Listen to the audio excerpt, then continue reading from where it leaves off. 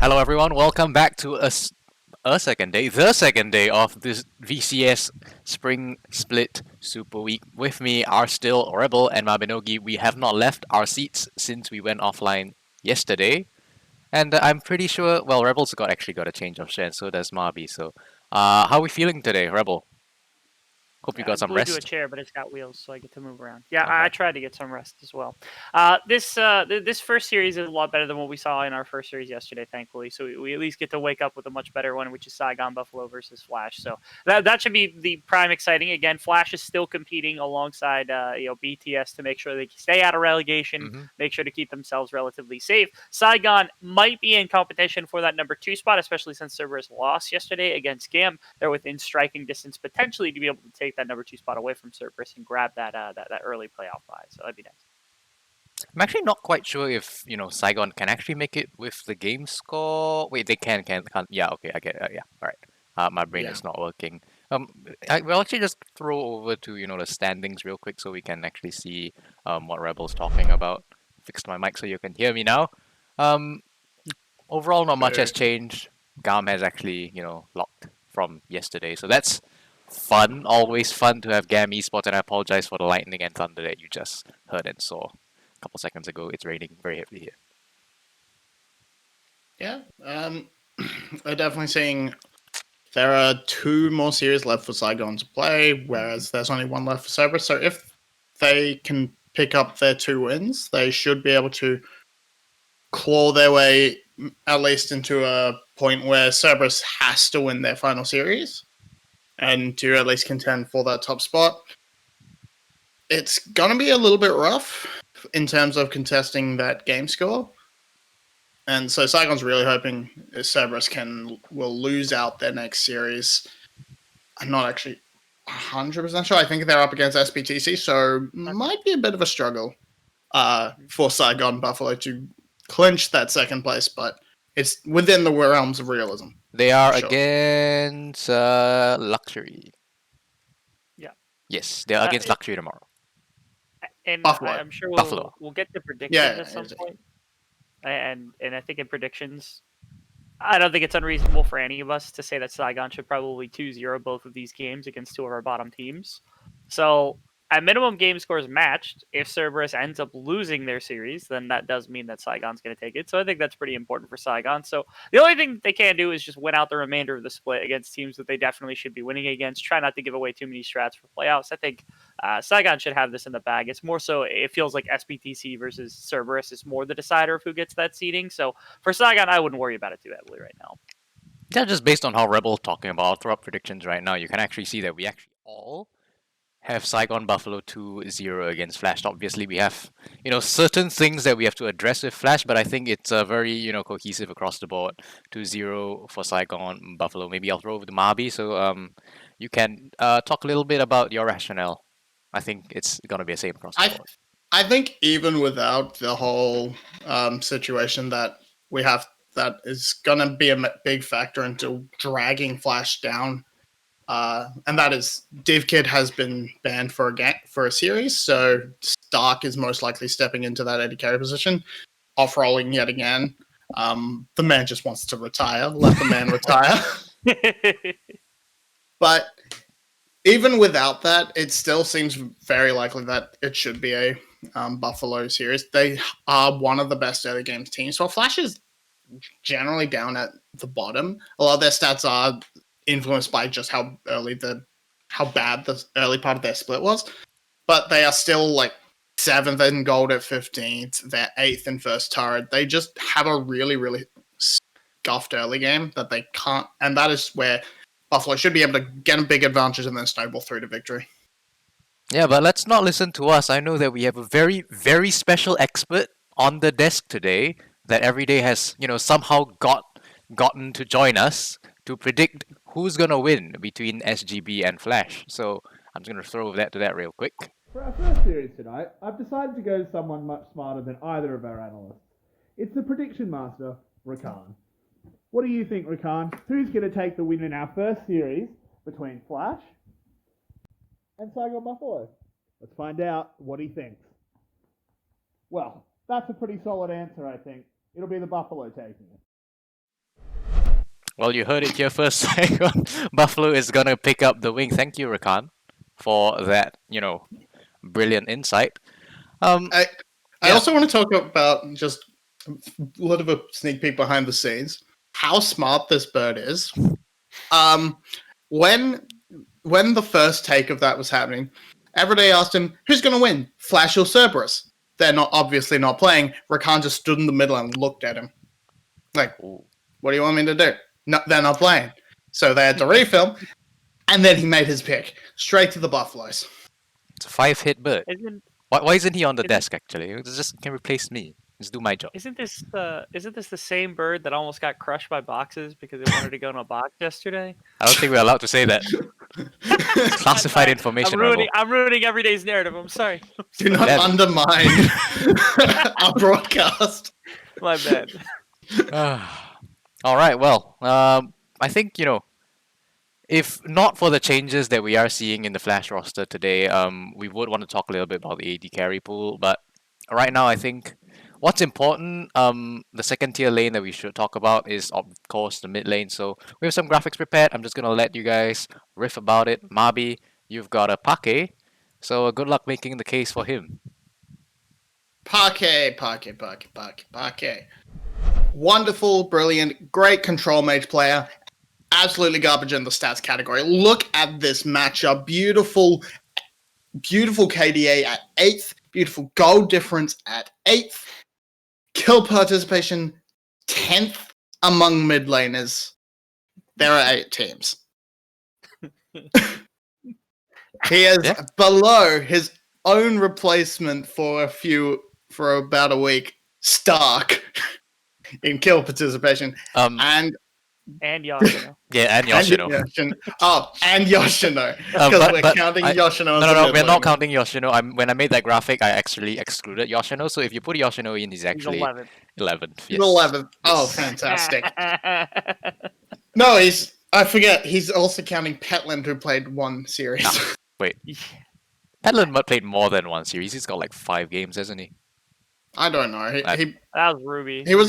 Zeros was only banned one series. Anyway, that's at the start of the split. Yep. Pake has had a really rough time in terms of Mhm. being flashy, and his start of the split, he was one of the worst players in the league, with very little competition for that spot. But you're looking across, he's at his champion pool. This Orianna in particular has been really crucial to this late split resurgence from Flash. They're just really relying on this solid brick in this mid lane that isn't really having the most impact in the early game, but is he's coming together into these late games, controlling the team fights in a pretty decent way. It's just not working at all for the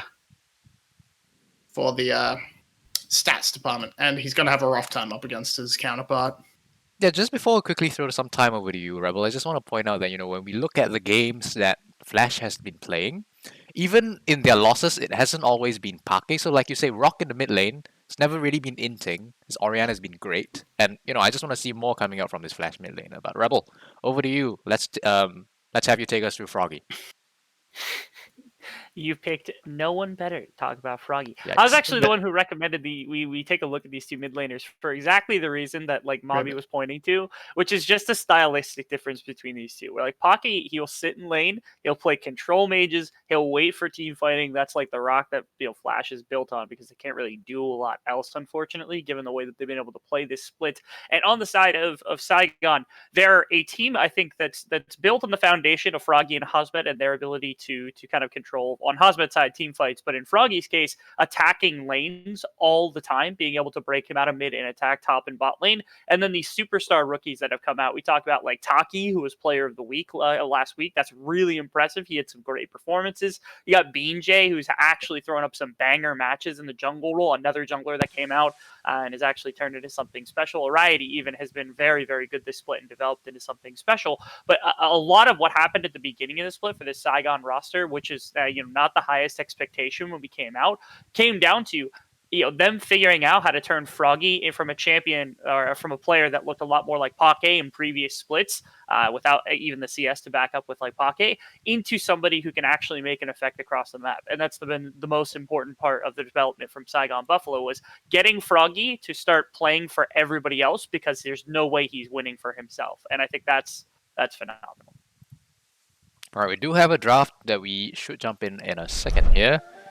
And yeah, one thing that I actually do want to quickly touch on, we planned this for pre-game, but obviously I didn't really have time, is that, you talk about all these words, Ariety, Taki, and, I think one word they used was developed on the side of SGB, and this is really a great dynamic I want to bring up, where it's a group of, rookies, as well as Froggy, I don't know if you can really count him as a rookie, versus a squad of really veteran players in the form of Flash. So this is really, I think, something that the VCS has been going through, especially this split.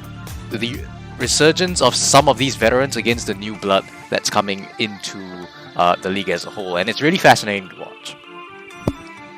Yeah, and Flash really picked up a few of these. No. Oh, there is no Froggy to talk about. No. But SGB, they look across, they see Flash, and they realize it's okay. We know you have to play with a sub. We'll play with a sub too. We'll handicap ourselves as well. Unfortunately, their sub isn't off-rolling, but that's going to be a quick lock-in for BJ. He's looked very good on this Hecarim so far, when he's had the opportunity to play it, and Melioda's going to just answer with the Udyr. Decent matchups across the board for them, and a Tristana going into the hands of whoever the heck Flash wants to put that on.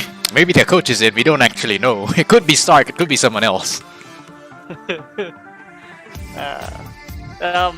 I think like Saigon's done this before at the beginning of the split, where they're testing between Froggy and Ruby, where it was like, okay, RBY, Ruby, I don't know exactly how to say, I'm just gonna keep saying Ruby until somebody yells at me. But like they were testing this at the beginning of the split, and in games that were either unwinnable, like against GAM, or games that were like guaranteed wins, like against, I think it was Flash early on in the split when they weren't winning, they were putting in Ruby, I think, as a way of developing another rookie alongside BJ and Taki and Variety. And at this point, it's possible that they just start using Ruby a little bit more, even though this is not the most important series in the world for the side of Saigon Buffalo. Just giving him some more reps before necessarily making the decision between him and Froggy might be the idea, even though he's now on a profoundly Froggy champion, with the Galio coming in alongside the Hecarim to initiate these massive team fights. They got a good amount of dive potential with this guy as well. Yeah, with the choice to go for RBY, I am more inclined to believe that's a support Galio.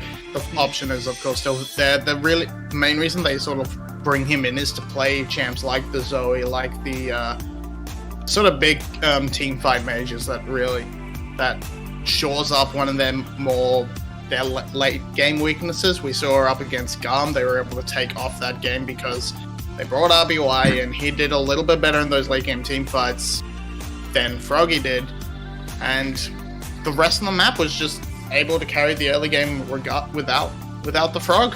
They didn't need him unclogged, so they just went through, tried this new strategy. It picked up their game, and now we need to see more where they want to go, targeting these mid lane, this Azir, but that's still a Orianna open for Parquet to go to. Yeah, looks like a Camille. Is that locked? Actually, can never tell with this format if it's locked. So it is locked, and there is Camille. So it's gonna be top Camille and what? Greg is support. Oh no, Parquet's playing ADC, boys. Oh. What? Look at those summoner spells. Oh no. Oh man, that's what I like to hear. I feel like all the stats card we made at the start of the show are just out the window now at this point. Alright. Yeah. And with that in, they're gonna take the Orianna for themselves. Yeah, Interested to see what Stark's likely to play though. More Sion. I love Sion. Give me more Sion. He just sits in the top lane and does nothing. And then in teamfight, he just sits in the middle of the enemy team and does nothing. And that's all you need him to do. It's the best champion in the game. Behind the least. It's a mean composition from Saigon. They got Yes. a lot of engage, a lot of good front line, good damage behind it. Like, that's a pretty solid strat. I love a good Rise. Don't get my expectations up with start playing in the mid lane with a fantastic Rise pick. Okay, all right, let's go. That's what I like to hear. I'm gonna go for a prediction. It's gonna be Yoshino on the Rise in the mid lane, Okay. and Stark on the Camille in the top lane. That's my prediction. It's gonna be wrong apparently, but okay. I mean, you gotta Which give. is still fine. Yoshino's like probably your good Camille player that you really want on it. So Yeah, you gotta give Stark Rise. I mean, the man was playing in the VCS even before Rise's first rebirth, I bet. true, you gotta give him that Steel Shadow. That's anyway. Moving on. Moving on. Both compositions have come out very well for both teams. I'm actually really a solid fan of what Flash has put together as a composition. Taking note that is going to be Tristana bot lane, Rise mid. It's just the players are in the wrong spots. Yeah. But yeah, look, you gotta look across and say that's still Stark playing mid and Parquet playing AD carry. That's not. And with DivKid, who has been a huge point of Flash's resurgence, it's just no matter what they draft, if Buffalo gets an okay draft for themselves, and they've got a fine draft themselves, they're not going to win. they realistically should not be winning this game. Absolutely, and I just want to get both of your predictions in because we are going to invite our resident German onto the desk in a moment. So Rebel, start us off. Yeah, I'm a big fan of what Saigon put together. I don't think necessarily that Flash's composition is bad, but I think it's pretty hard to execute, and I think that their damage could run a little bit tough to try to access unless they get onto like 3-4 items. So I'm going to call Saigon in this first game. All right, Mobby. Yeah, as I said, I quite like Flash's composition. I think compositionally, it's very even. It's just going to come down to the fact that Flash is playing with a substitute and two role swaps at that. Yeah. All right, well, we've got our predictions in, and it's time to bring and welcome Yulwei back onto the desk. Hi. I hope you're there. Hello, hello. There he is. Guten Tag. Guten Tag. Guten Abend. No, it's not. It's not Abend over here. It is here. It's okay. Yeah, fair enough. So I'm happy to be here on a Friday. The Mhm. first time the split finally back on the Friday. It's a public holiday over in Germany, so I'm actually able to make it. I'm very happy to watch my favorite team play. I know we shouldn't have favorites, but it's SGB, and their players are so exciting to watch. Taki just won the Player of the Week. I think he won every single vote, so Facebook, Discord, and Twitter. One of the very few people to actually manage to win every single vote. Even Levi had some competition, I believe, when he was voted in the second time. He had Huba in there too. So very dominant last week from Taki, deservedly so. He can get it again because they play 2 matches this week as well. Mhm. And look at Taki, he's already cooking up something in the bot lane. The bot lane is super important for SGB's success because they like to play bot lane prio into jungle domination. And this is what they try to go for every single time. Level 1 trades, trying to establish their dominance early on. 12th game for Kaiser and for Righty 2. So this is more than comfortable for SGB. Gotta wonder if their coaching staff is like, okay, ball lane, there's definitely gonna be a lane swap down there. We're just gonna try to attack it over and over and over again. I mean, it could basically be your win condition at this point, right? Yeah, fair. I think it's actually also your win condition when you play against the normal Flash lineup. So I'm a little bit disappointed with what Flash has done here with their substitution. To me, it feels like they didn't really think too hard about this matchup against SGB. Because for me, there was Parquet needs to be careful. But yeah, there was a huge potential to actually offset the big win condition from SGB trying to play through bot lane into jungle invades. If you just put a mage into the bot lane and throw them off their game. Just maybe try to throw something at the wall and see if anything sticks. Because putting Parquet down here as a traditional AD carry, I really don't like too much. Because just think about the prediction. What would you have predicted if DivKid was in? SGB would have won anyway. Right. I think everyone would have agreed, right? Everyone would have still predicted 2-0, maybe 1-2-1. But yeah, I just don't like this move overall. Look at Stark, he's already struggling against the RBY. This matchup in itself is not great for Ryze later on in the game, and the laning phase is mostly okay for the Ryze. He's mostly able to sustain through. No tier start will mean a little bit of a delay on that one. This Okay. sign is under turret, by the way, guys. Yep, yeah, this is just Meliodas trying to, do his best BJ impression where he's always ganking early and making things happen. This is obviously not how you're gonna go around doing it, but if Hasmet stays here too long though. Okay, can we stop this now? Yeah, this is just a Okay. little silly. The hookshot actually goes in, that's connecting, and first blood actually goes over to the Udyr. There was just a misplay from Hasmet. Yeah, he needs to flash the Eevee from Yoshino. He actually had the time to flash the Eevee, but he's not able to do so. So in the end, actually a good play. I have to retract my statement. I thought this was just a lot of time wasted in the top lane in Vision. But in the end, Hasmid pays with his life. The kill goes over to Meliodas. And Yep, we Taki have going in, another knocks up little Pallet, but skirmish. they're all jumping on Oriety. That's gonna be Ority's the dead. Kai'Sa taken down already, and now Taki has to walk away. A good turn from the side of Flash.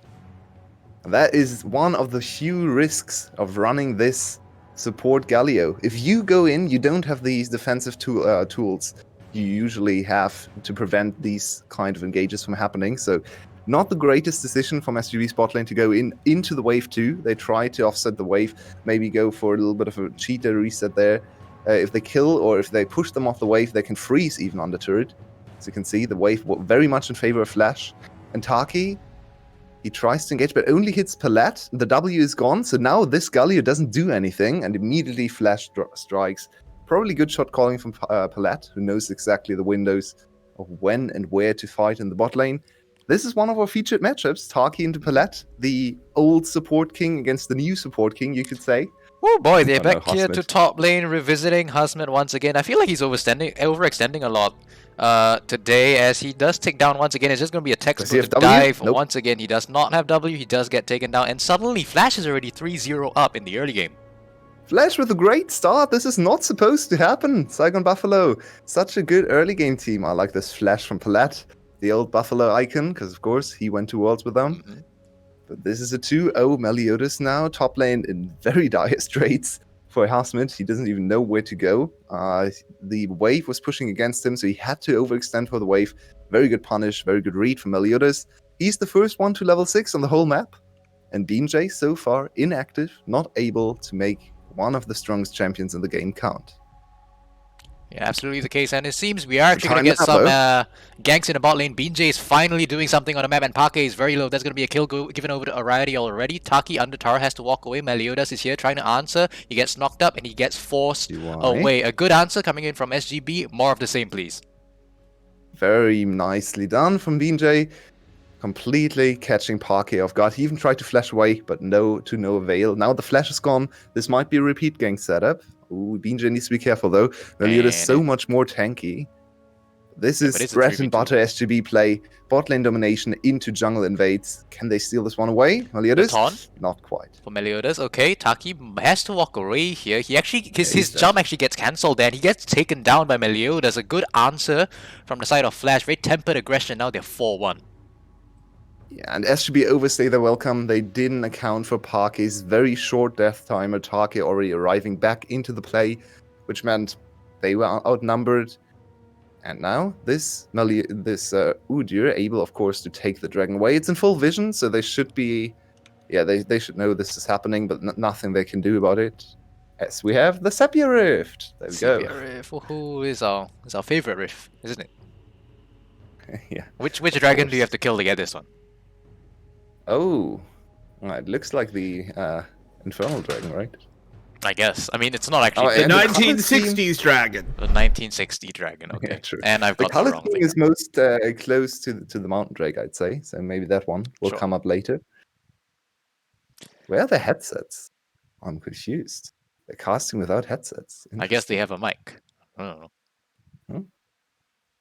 So not sure what happened here. I don't think we saw any obvious Yeah. issue in game. So hopefully just an out of game thing happened. Maybe a lag spike, maybe an audio issue. Who knows? Those are the things we have seen before. Can we not bring up audio issue because I don't want to jinx it? I'm sure you've heard of what happened yesterday. You weren't here, but it was hell. It took a little bit of time, yeah. A little bit. I saw it. An extra hour to a 6-game day. You love to see it. Oh no, I'm just thinking about it gets me a little tilted now. Obviously, I think we should recap a little bit of the map state. One of the things that I think would be interesting to talk about is that the fact that Flash has 4 kills, 3 of them are on the Udyr, and 1 of them is on the Gregor support.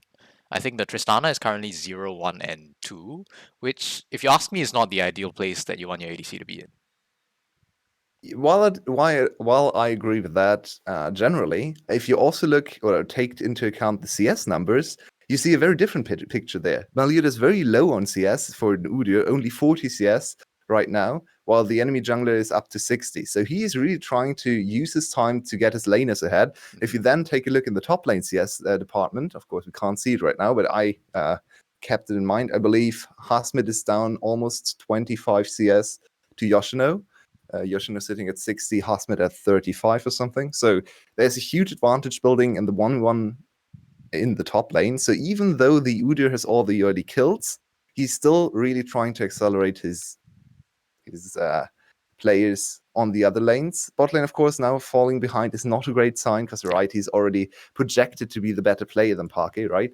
But maybe there's an avenue to victory through Yoshino in the top lane. Camille, one of his stables, one of his best champions, and we've seen him carry so many games on this champion.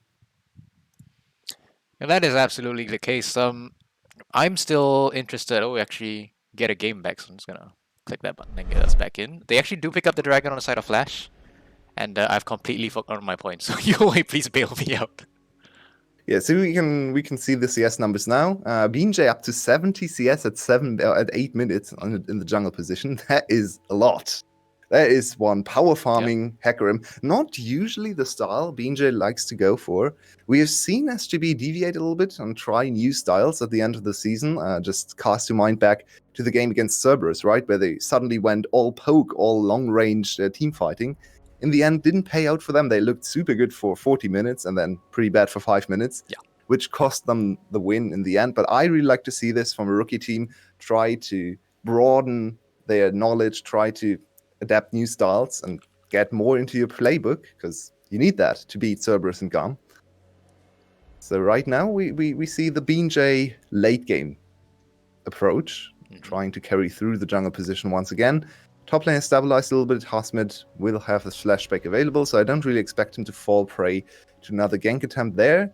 So I believe the game is going to slow down till we see potentially something like a Herald swap coming up in the next 2 minutes. Yeah, you should be expected. I mean, both junglers, I would say, are pretty confident at their abilities to really, get in the fights at this point in time. You bring up the fact that BeanJ is looking for the late game carry, and I would say that this actually wouldn't be that bad of an approach. BeanJ is probably one of the 3 junglers in the VCS that you could really have confidence in to be that clutch player in the late game. Made even more impressive by the fact. Impressive words are difficult by the fact that he's actually a rookie coming into this split. Yeah, I'll push back slightly on the point. I don't think he's one of the better late game junglers. He's definitely still a good player in the late game. I think he really excels in coordination and early game execution. When it comes to late game, we saw, especially the game I was teasing before, he played Hecarim as well. He got 9 kills in the early game and then was picked off again and again. Can he win the smite fight? Of course he can. And now Malyuda is a little bit of a pickle. Yeah, good flash. Yes. Forcing the flash is really good for SGB though, because now this flash bear slap can't come in. It's pretty easy to just look at the map and see where Udyr is. As long as he doesn't have the flash, you should not die to the Udyr gank. So more time board for SGB. They get the Rift Ult almost for free. Nice swap there from Taki. This should just mean more farming time for SGB, getting back into the game, because they are still pretty far behind in gold, 1.5k. I mean, to a certain extent, wouldn't this be good for Flash as well? I mean, especially when you're playing with someone off-roll and you probably don't have a lot of practice with this entire configuration. I would wager that having the game go at a slower pace would actually be good for Flash, and personally, if I were SGB, I would have come into the day with the game plan of actually turning up the heat. Well, then again, you have an ADC that is not an ADC in team fights. True. So I'm not sure if you really want to play for team fights when your ADC is off-rolling. I think you probably want to make the game as volatile as possible, as little standard gameplay as possible to just offset your huge player disadvantage. But we'll have to see. We haven't seen Parquet on the Tristana. Maybe he can surprise us, channel a little bit of his inner diff in this game to bring his team to victory. He's just playing Yeah, mid well. Tristana by in bot. 5 hit. Yeah, they play kind of differently in team fights. A little bit more assassin style for mid lane Tristana. And Meliodas, you don't have flash. You should not go for this invade. Yeah, that's a little sus. Just gives over shutdown goal to the Orianna and what? I'm just confused. That was really bad timing for Meliodas. He doesn't have flash. His support just showed in mid lane and did walk away. And then Taki, I believe, was already leaning toward mid. So that was just a huge positioning mistake for Meliodas misreading the map. That's a shutdown over to RBY. And RBY definitely not as flashy as Froggy, not as influential. But his team fighting has been pretty good. His Zoe team fighting, all the control mages. He's more of the control mage player for his team. So makes sense to put him into the team that wants to play through team fighting a little bit more to also scale up to that part of the game. Yeah, I'd sort of call him the Parquet of Yeah, SGB. he's They very sort similar. of fulfill the same roles as BJ. The Onslaught of Shadows actually used onto Stark, who just casually moseys his way out of there. Well, Stark was forced to flash, so now the Rise is Yeah. even harder to play. This team fight, upcoming team fight for the Dragon, should not be playable for Flash, even though they're still in the gold lead. Stark, yeah, if Stark gets any damage off, there's something very wrong with the team fighting from SGB, because this Rise, very low range, still on very few items, I should say. So this Dragon should be free for SGB, no flash on Meliodas or Stark, and time for them to recover in map positioning. Yeah, you can see that in SGB they actually have a great vision line already set up around the dragon, despite them not actually They being always there. do. All right, well, Pellet just doing his Gragas thing, just taunting. I'm actually not quite sure why he's here. Maybe just to grab some information. But he's been hovering around the mid lane for quite a little bit now. Meliodas has finally shown up to try to take the dragon. I think a ward has actually spotted him out on the way here before they expired. So SGB, I think they have information that they're doing something. I'm very surprised by this passage of play. Usually SGB a very dragon-focused team. Actually, the highest dragon percentage of any team in the league, higher than GAM. And they had a perfect opportunity to get this dragon, in my opinion. Both flashes down for jungle and mid lane. Instead, the Herald is kind of wasted on the first two plates. Yeah. I mean, looking at the time, he had to use it right now to get plate damage, plate gold, I should say. But still, an opportunity missed, in my opinion, from SGB, looking at the map positioning. They just walked over to top side to secure blue buff. You can delay your blue buff for a minute. Your Orianna is not going to die if you delay the blue buff. Yeah, Parquet Righty. doing mid lane Tristana things. He sees as a solo lane. He Aye. decides to go in. That's a decent chunk of damage onto Ariety already. And aye, like you said. Yeah, that's a Kraken Slayer completed. That second auto take hurt Yeah. very much. Or the third one, probably. But there was a crit in there as well. So right now, Flash in a pretty good position on the map. Only 500 gold ahead. They have definitely lost a lot of their gold lead. But Well, now they're the trying to run Dragon- it back. Hasmet's in a bit of trouble again. Hookshot actually not landing. The decent chunk of damage still on Hasmet. And he just goes down once again. This is the third time he's died in his position behind his top tier 1 turret. Too slow on the rotation from SGB. They saw it Oh, they want to make coming. something happen. Parquet with the Buster Shot will knock away Binjay. A good disengage from the bot lane. This is the problem. Playing against Tristana, Wait, she's such they're a... not Oh, done what top. is They're going not done on top. here? Yoshino actually goes down to Taki. I'm not sure what happened there. SGB, they rotate, well, they disengage under their tier 1 turret. As a Flash, they're just going to do some proxy farming here before they leave, I feel. Or are they actually going to go Take for a the look at the recap? minimap. Look at Binjay. Binjay Oh. sprinting over there. Binjay wants kills. Oh, He do didn't they get know his he's kill coming? in the bot lane. Do they know he's coming, though? He has the They ultimate. probably anticipate him, but Okay. he has ultimate still He's in available. the backside. He's in the backside. Here he comes with the Orianna in the back. And Orianna just... Oh, that's the Rise. The Rise actually gets taken down there. Well, It's a cross map still. Flash gets Yep. the push in bot lane and will be able to take the first turret. Also very unusual. Very high first turret rate for SGB as well. So a little bit of a curious game coming out from SGB today. Looking a little bit weaker in coordination in the coordination department. Not much to say about this dive. Just good CC chaining. Star coming in with a stun. Giving Yoshino the way out. And then why did they redive? So they, oh no, they just didn't Galio's see here, so they Taki decided to coming. go in, I Yeah. guess. Perfect stun as well from Yep. Taki to keep RBY alive. Then he flashes away. So just good play from SGB to defend the turret. Was a little bit risky for RBY to walk up there, but full trust in his support, and rightfully so.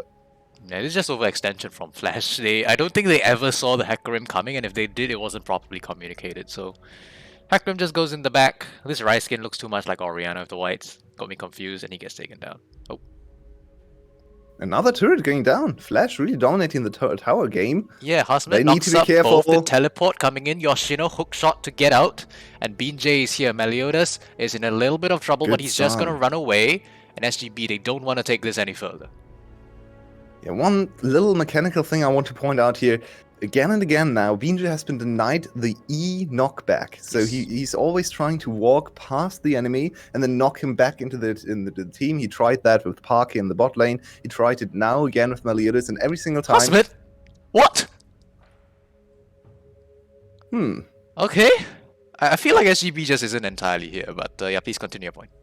Never mind, you can't continue your No, point never because mind. you're doing it again. Beanjay, like you said, he doesn't get the E knockback. He's forced to run away, and a good disengage once again from Flash. Oh, Barati wants a little bit more, but once again, Flash is just not giving them any quarter. He's just backing away when they can, and they're absorbing pressure so damn well. Let's look at this kill again. It's probably not very Oh, interesting. come on. We've seen this before. Just double stun, nothing for Hosmer to do. He used all his mana as well, so no ultimate available. Why did Stark die? It's a mystery. I mean, I just feel like he's overextending way too much this game. It's been like 4 times he's died because of that. Yeah, Steel Shadow, not quite as sturdy as he expected her to be. What is Him, this? Whatever. Okay. Yeah, he just Yeah. walked up there with no vision. It's a pick. It's nicely done from SGB. And if you look at the gold score, considering Flash is up a kill and 3 turrets to none, you would not expect the gold score to be this close. It's only 1.5k still. Mhm. So let's take a look at all the CS numbers and the items coming in. CS are relatively even across the board. Jungle CS advantage 51, is yeah. offset by top lane. Yeah, True. I think those two kind of balance themselves out, right? It's a 50 to 40 CS advantage there. So CS aren't really the thing SGB is getting the gold from. It's mostly shutdowns and turret platings, because even though they haven't taken a turret, they have actually taken more platings, I believe. They got the Because turret all now. the pushes from Flash came in after plating, so very deceptive gold difference. Yes, and SGB, they're finally going to pay attention towards the Dragon Pit. They're going to pick up this Dragon uncontested. No vision whatsoever coming in from the side of Flash. They finally secure it, and it's going to be the denial of soul point coming in from the side of SGB. Looks a little bit like a bad Gum game to me from SGB right now. They might have scrimmed Gum quite a bit, because Gum is usually the team that dominates the early game but doesn't go for dragons. SGB, much more dragon focused, much more bot lane focused. Yep. Historically. It's not really So showing very today. curious early game. Yeah, definitely not. And they didn't really focus top lane either. Instead, Flash actually got away with a huge top lane focus. Target on the back of this big zombie, who's now 1-4. Yeah, but look at his health bar. It doesn't matter how badly you play Scion in the top lane, you just have to get to that point where you've got like 4,000 health and a ton of armor. You just never ever die in a team fight. Yeah, you're still going to be very useful in teamfights indeed. It's not the strongest front-to-back team composition in my opinion, because your ADC is kind of lacking a little bit of range to play front-to-back, so you would rather go for picks and dives into the back line with the likes of Kai'Sa. But of course, the sign is still going to wall off everything the enemy team tries to hit at them, to throw at them, I should say. Parquet especially will struggle a huge deal to cut through Hasmet here. But the side lane is a big problem now, because look at Yoshino's item in comparison. Oh, He yikes. is almost at 2 items, and this is going to be big trouble for Hasmet, because the Camille with all her sustain, with her true damage, can definitely threaten even a dive later on. on Sion. Yeah, I don't think at this point you even, send Hasmit to deal with the Camille. At this point, I think it might even be worth it to just have Hasmit stick with the team and send the Orianna there instead. It's not ideal, but when the Camille is this far ahead, it, like I said, it becomes very difficult to play Sion into it. Yeah, I don't hate the idea. I think the Orianna also itemizing very defensively should be able to always walk away. She's slowly scaling up RBY. A quiet player mostly, a good player, not exceptional so far. He's a rookie too, coming in. His first season has been overshadowed by Froggy's huge success. Yep. But I feel like RBY is actually showing up as one of the stable control mage players in the league, and we desperately need those. Yes. So far, kind of happy with his play.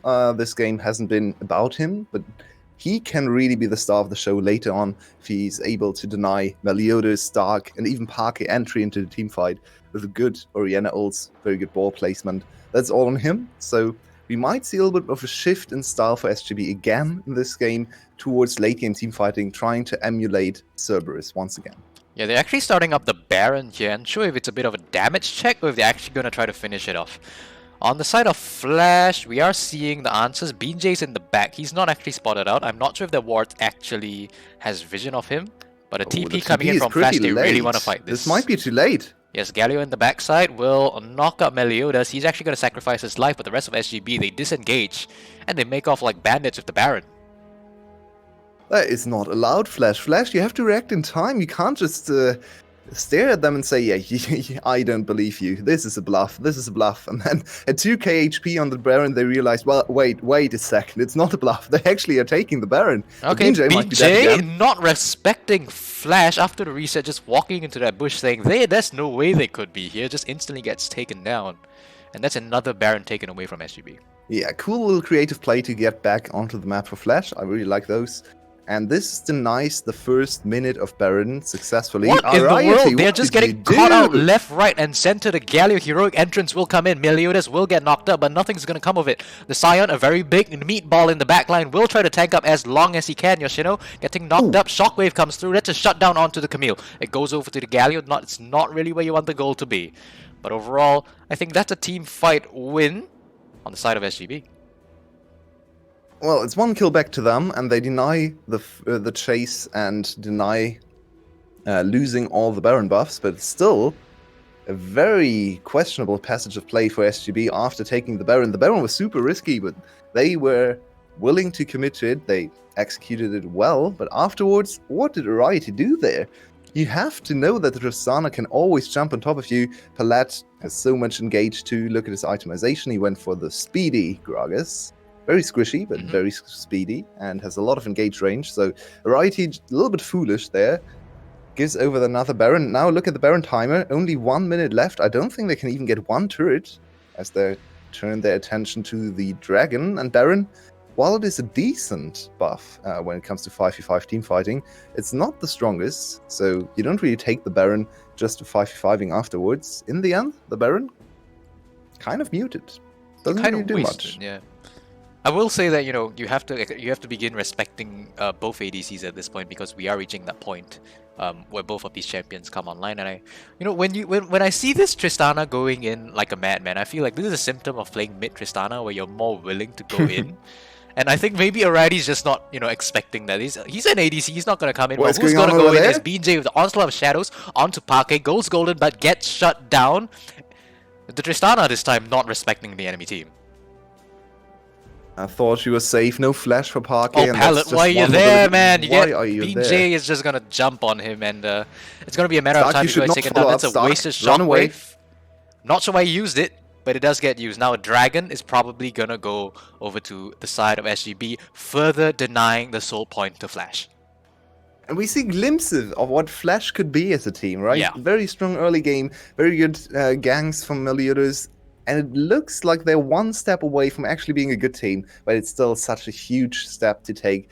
Too many blunders in the mid game, and once again, giving SGB free time back onto the map. It looked like a decent 1v1 setup, but then two people get caught.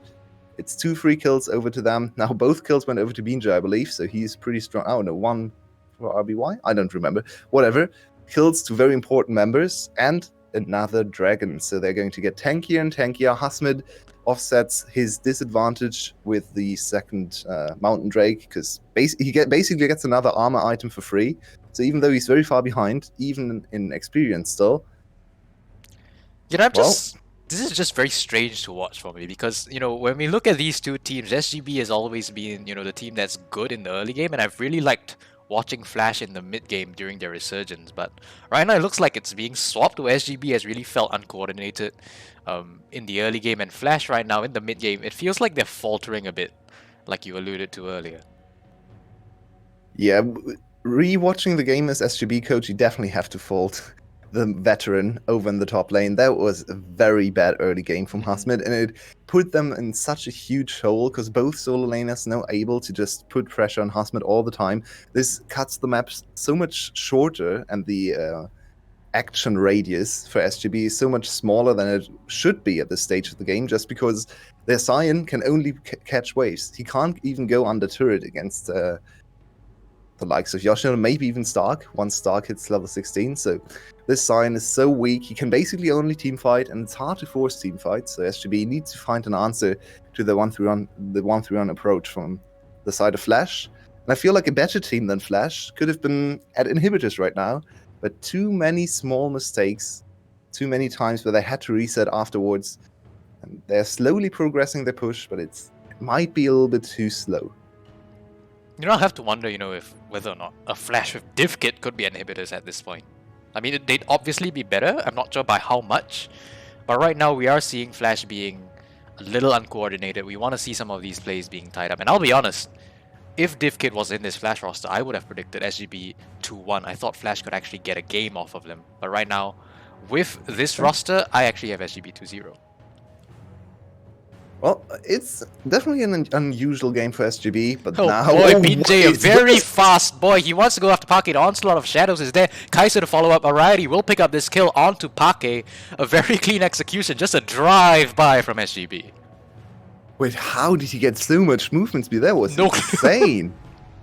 That was more than 2,000 movement speed or something. Parky does not know what hit him. What is the this Orianna speed? oh my word. Yoshino has got to run away. The Realm Warp is Scary. here, will take them out to safety. And I think, you know, the movement speed... Oh, right, he overextended the come- mid lane. Look at Righty. Oh no, you don't want to be there. Yoshino just instantly turning the play back around Good onto piece. SGB. Hextech Ultimatum will lock up Taki. He goes golden, will actually not go down. Now Binjay is here with his movement speed to answer, and they take down Yoshino finally across the map. SGB has more resources to play with. They can cover the map in quicker than their counterparts. And even though Flash get the bot lane inhibitor, the wave is not in a position to threaten any base structures. So that's a free Baron on top of that. SGB finally back in the gold lead after this one. Can Palat do anything? Oh, They should nope. just smite. Just Ooh, gonna that be was very simple, pretty- secure from the side of SGB. Did they actually fly? Did they actually smite there? I didn't Nah, see. I don't think he had smite. I Ah. don't think he had smite. So Okay. a little bit risky there, but another Baron over to SGB. 100 gold lead. They lost an inhibitor. It's still a pretty spicy game. Dragon's coming up, and SGB definitely looking a little bit better when it comes to the 5v5 coordination. But I mean, how do you even counterplay that kind of speed? Parquet, I can't fault him for that. I think Parquet has actually played a very decent game Yeah. as his first ADC game. Very unfortunate early on to not get the kills for his aggression. But yeah, he's keeping up in farm, he's keeping up in items, he's putting a lot of pressure on especially Righty. But how do you counterplay Binjay with that kind of speed? He ran from blue buff to red buff, took a detour in mid lane, and still, I don't know, he arrived there in 2 seconds, 3 seconds? I don't know. It was ridiculous. Where do you get this kind of speed? I think it was his E plus Ghost plus Command Dissonance from the Orianna. Yeah, probably. Wow. Insane. Now it's time for Oh, plus SGB Chemtech. to push back and maybe get to Soul Point. That should be pretty free. They want to use the Baron also to break a turret or to break the base structures a little bit more. I don't think they can really do that. Only 1.5 minutes left on the Baron buff. Yep. And they always have to deal with Yoshino's pesky split pushing in the side lane. Really like what Yoshino is doing this game. Back to his split pushing ways. Hmm. The best split pusher in the league, at least last year. On his best split pushing champion as well. SGB now has the option of either forcing the dive, which is risky, but can definitely lead to success, or answering and giving up on the Baron duration. So let's see what they choose. Yeah, they actually finally take a turret with a Baron, so this one's not exactly wasted. Now, BJ, interestingly enough, being the one being caught out here. Onslaught of Shadows will catch out Palette. Where did he go? He gets taken down by RBY, and now Galio's in the backline. Not sure you want to be there, my friend. Flash over the wall will get him to safety. Will Flash continue to chase? It looks like they will not. A lot invested just for the support. Flat up in 25 seconds. Can they actually get the surge? As we can see, I hate this Yoshino. screen. This is very ugly indeed. Yoshino is not actually accomplishing much, so not the biggest fan of this one. And in the end, SGB forced to back away. They did not get into the enemy base with this Baron. Only 30 seconds left, shouldn't be enough. Yep, there we see the recalls coming out. They are in a good position over on this game. They're slowly getting up to their 4 Mountain Drake soul, which would be ridiculous on the likes of Sion. Yes. And even Tank Hecarim, of course, but still, not the greatest execution ever. We expect a little bit more from one of the title contenders. Yeah, absolutely. I think one of the things we have to give credit to again is Yoshino with this split push has really been occupying Hasmid's time a lot. Hasmid hasn't really been in any of these fights. In the previous one, he was in the top lane trying to answer the Camille, and despite Yoshino not really being gifted the kills from, you know, the fights in the early game, he's actually making the best of what he can. Yeah, sure. I'm a little bit worried for Stark's game impact here, because can he do Realm Warp. anything on the Thrice? What is Realm he trying Warp to into do? TP. Okay, RBY is here. The shockwave does not connect. Oh. Rise actually makes it out to top. Oh, he was just trying to escape. Okay. Well, why did you put yourself into the situation where you had to escape? clue. Well, I guess he gets away with a teleport. There Doing wasn't his really best anything on Soaz the map to impression. accomplish for him, so that was just a little bit of an overstay. Yep. No, Hasmid Okay, is caught. Hasmid, a very big meatball. Let's see if you're tanky enough with 3 It's not that drinks big. of mountains. Ooh. okay. He actually gets out. So he is tanky. He's a meatball. We take those. Take those indeed. It's very hard for him to get away from Yoshino's ultimate, because he can't just ult out of there. He gets constrained by the corners of the Hextech ultimatum, so he has to ult before the Hextech ultimatum comes in. And even then, if the Hextech ultimatum follows, I believe the ult is stopped from Sion, so very hard for him to ever get away. He's almost Flame Horizons here. Still a very tanky boy, as you pointed out, almost 4k HP now. And 223 CS is still more than 1k a bonus HP, so even though he's almost 100 CS down, he still has a decent amount of CS for himself.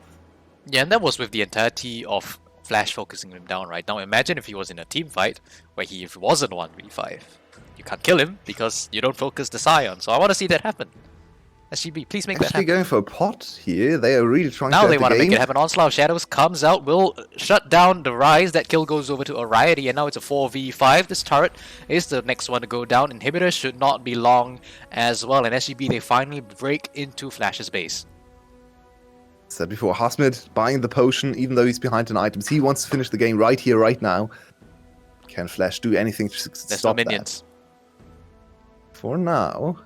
Yes. Okay, there's no shockwave either. There's, yep.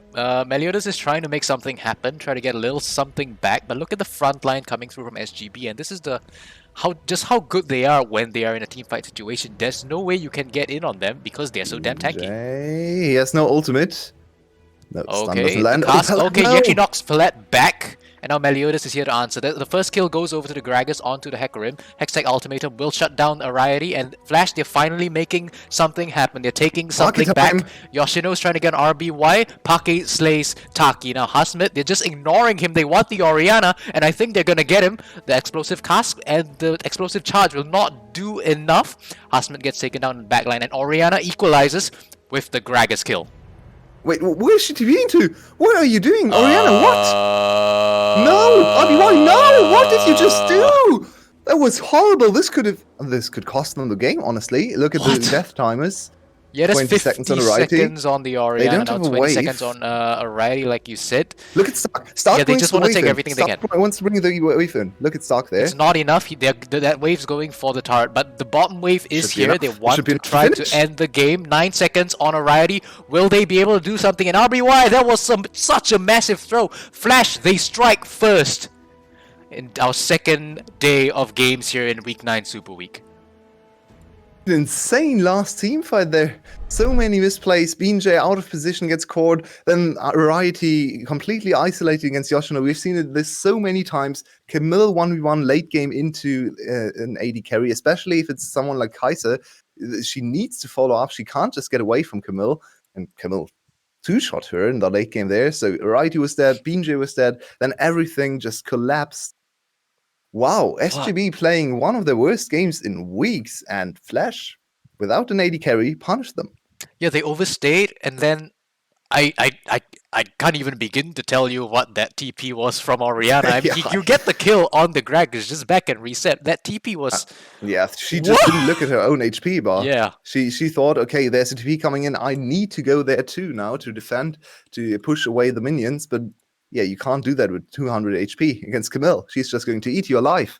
That's what happened. And I'm just saying, I have a bet with Rebel for $1 that, you know, the series after this one is going to be the worst one we've seen this entire split. And I've got to tell you, after that game, we've got some tough competition. We are going to go for a short break. When we come back, we'll see whether or not SGB can equalize the game score, can, you know, come back into slightly better form that we expect of them. Don't go anywhere. You're going to want to watch this. We'll be right back.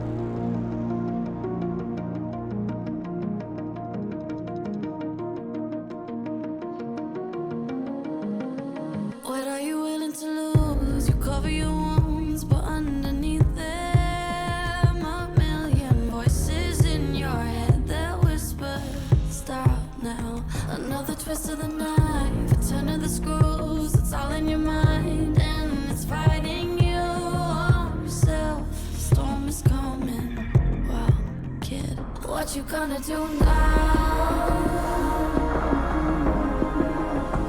It's your reflection looking back to pull you down.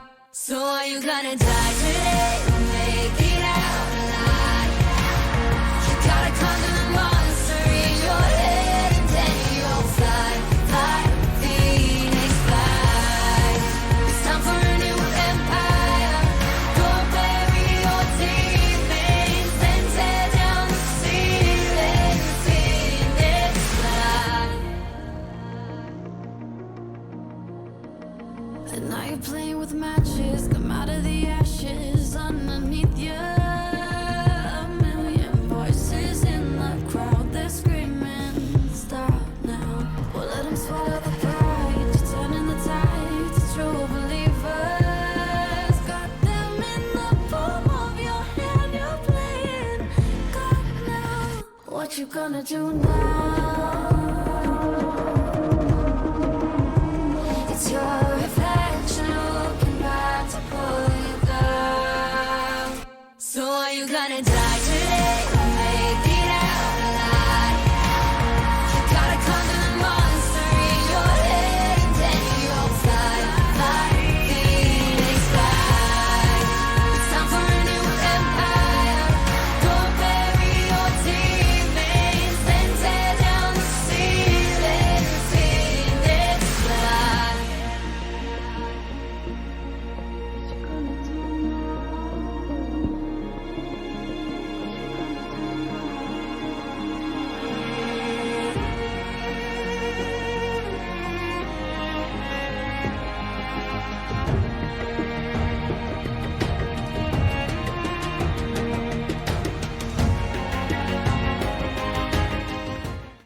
Alright, welcome back to the VCS English Analyst Desk. My name is Spoods and I'm joined by Rebel Fox and Mabinogi.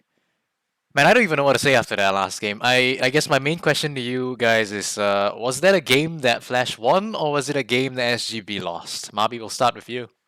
Bit of both. Like, Alright. Flush did an extremely good job in the early game, and if they had their full roster and you just transplant that first 15 minutes play for play, they probably just are able to just snowball that into a good victory, but they had a lot of misplays which brought SGB back into it.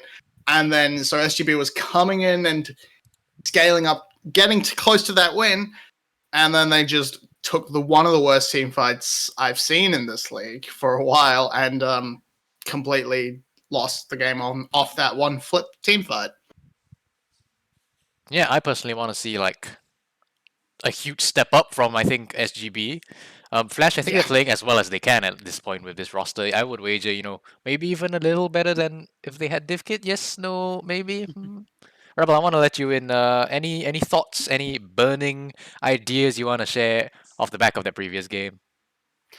Yeah, Saigon, I think they played mildly disrespectfully, and not in regard that like they were exceptionally over aggressive in any way. I think what they did is they looked at this team of Flash who's sitting at like 3-10 near the bottom of the barrel, 3-9. My apologies, at the bottom of the barrel. They look at a team that like has a substitution on the day, and they just kind of they played without having purpose, and they played off tempo really badly, which Right. is the reason why Hosmed was getting caught out on top side. It's the reason why a lot of fights ended up looking really weird because they just weren't set up. They were caught on wrong footing, and that's the reason why Saigon they were able to stay relevant in gold all game. Like if that were any other mid-level team that was punishing them for the same mistakes, they would have gotten absolutely trashed. But because Flash is 3-9 and has these substitutes in, Saigon was able to stay relevant because they are at least a good enough team to be able to do that. But they gotta cut out like the nonsense because they haven't been doing that for the remainder of the split. They've been playing really, really clean League of Legends, and yet right here you see off tempo.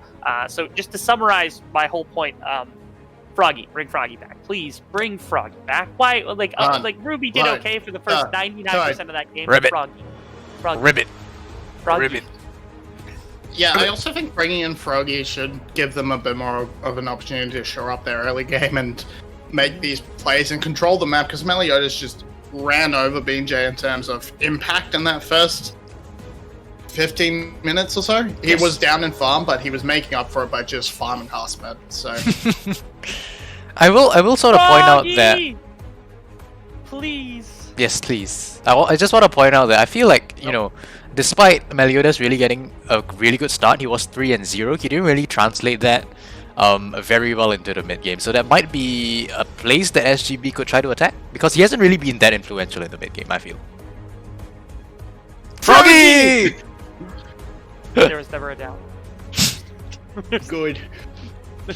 Now we have to just sort of see where they're gonna, how these drafts are gonna play out. Udio's off the table. It's gonna be the pick up of the Hecarim. Tristana is banned again by SGB, so they feel absolutely safe picking this up. No qualms at all. And we have to see what BNJ's gonna go for. Does he go for like the new Jin Zhao? Does he go for the Volley Bear? Does he go back to Kane? We don't know. Does he just Well, I go wanna see back some to Kane. Olaf? Kane is very interesting. I think Volibear seems more reasonable, but that's Yes, but I want Kane. I want Jin Everybody Zhao. likes Kane. Oh, I forgot Rel exists as a champion. Yes. My face covers the Seraphine, so I didn't know that was Seraphine. I thought it was Rel, so that's good to see. I actually like got that. That's banned. fantastic. I think she actually got banned last game, so we're finally going to be able to see SGB's Rel once again. That's Taki's Rel too. Like that's a terrifying thought. Yes. Although now Flash is looking at the barrel of Hecarim and Camille and also Galio, which is Yeah. If they want to rinse and repeat the gank Hasmed strategy, they are in a very good position to do so with the Camille Galio. oh, Hasmed wants the Aatrox. Really? I'm not. Aatrox? Okay. That makes a little bit more sense. Yeah, it makes a bit more sense. The Aatrox matchup isn't that bad, but picking it this early is a little weird. I guess they didn't want their jungle pool pinched. Although again, Olaf exists, and I would say like in a vacuum, if you're talking about how strong Olaf and then Volibear and then like also Xin Zhao are in a combination, I feel like Olaf is probably the worst of those three, like strength-wise at the moment. Even if in competition or in practice, like it would be a lot different between these three teams. So like I feel like any one of the three could have slotted in here and it would have been perfectly fine to actually use because they all have the same kind of effect on the map. So maybe there's just preference for BJ, and this allows for the top hole to get pinched off here from the side of Flash. So like there's banning away champions. Like I would even potentially even look at maybe the Aatrox because it's something that can survive and can like counterplay a lot of the aggression that can come out from Flash. I mean, Hasmed hasn't really been having that good of a split. I mean, last split we were really praising him for being a really good top lane on a really bad team, but I don't think he's had that same kind of impact on SGB this split. He's had he's had a fairly good split, but it's so hard for him to be like talked up when the rest of his team has stepped up the way it has. So it's not necessarily his fault. He's been flying under the radar. He's been performing pretty well outside of a couple of games like that last one, and he knows the matchup he's going to be up against. So where does he want to go with this top lane pick? Give him Sion again. I don't mind. I don't mind. Just give him Sion again. Okay. Oh, Okay. boy. Oh, that's But one way to avoid them. He played this last split, didn't he? Wasn't this like he's champion that like when at the beginning of the split when like it was actually decently playable, Hasmed would go to this all the time, Yeah. even though it wasn't working all the time. Like He would crouch onto this pick quite a lot. It's also a decent way to avoid people diving you because you just isolate the matchup into the 1v1. not Ezreal, please. I mean, I would have said. Ezreal for Oh okay. wait. Okay. He's just playing the ADC champions that you can technically play in mid lane as well. Give me You can that. technically play any ADC. Caitlyn mid. Mabi, do you have any? You like Caitlyn mid? Lethality Caitlyn mid. It's an option. I don't think it's Is a good it? option, but it's an option. Silver. You can also play AD Yuumi mid if you choose to. I wouldn't advise it, but you technically can. This bot lane round is very Let's go, just Kane. That's Kane mid. What's going on? What is going on? This is a This is- Froggy Kane mid lane. No, that's Olaf mid. What is happening? I It's mid. Am- We don't know. friendship with Drakthar ended. I am now in the Froggy fan club. Okay, Okay. I'm the sole proprietor of the Froggy fan club now. This is So Okay. This man got benched. He comes back and they give him any champion he wants, and he goes, "I want Kane," and that's what he comes up with. Mabi, get in I'm here. on fire right now. Okay. So when I first came across Froggy, it was in the depths of VCSB, and I was checking up on these teams. Like, okay, who's going to play a promotion tournament? There was this interesting player called Froggy in the mid lane playing Rammus. Okay. I was like, what is going on? And Shyvana, I Did they misfit? Yes. The very next game, he plays AD Shyvana. The very next game after that, he plays AP Shyvana in the mid lane. So he's going back to his roots. He's picking jungle champions in the mid lane. Oh no! I mean, frogs technically live in the jungle, so. And now I'm just a little bit upset he hasn't gone off the deep end and started playing the Tahm Kench mid. He's Froggy. Okay. Unload the Toad. But this Toad has decided to unload into a K. Mm-hmm. And Phrasing. phrasing. We have to see where, and we have to see where the where he's gonna go with this. Is he gonna go for the Prowler's Claw, most likely, or the Conqueror sort of Rust build? This is just gonna be spicy. Okay, quick guys, come on, predictions from both of you. Mabi first. Unclog the Frog. Okay. It's a Rust mid lane. All right, Rebel. Froggy champion pool Marianas Trench. Let's go. SGB win. Okay, all right. I think that's 2 votes for SGB, and it's very difficult not to get on the SGB hype train. Let's see if Yulwei's on it.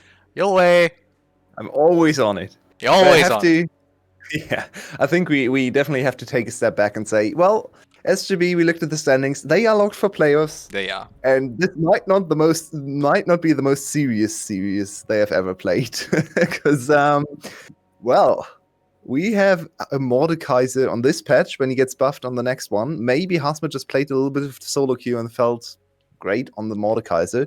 He's going to suffer then, because that Mordekaiser Q got a huge buff on 11.7. Mhm. Then also Rast mid lane. What the hell is Rast mid lane? You know, I feel like what happened was that they were listening to a broadcast and they heard us say, maybe there was a little bit of disrespect. And they heard that and went, maybe? Alright, we gotta make it more obvious. It's doomed.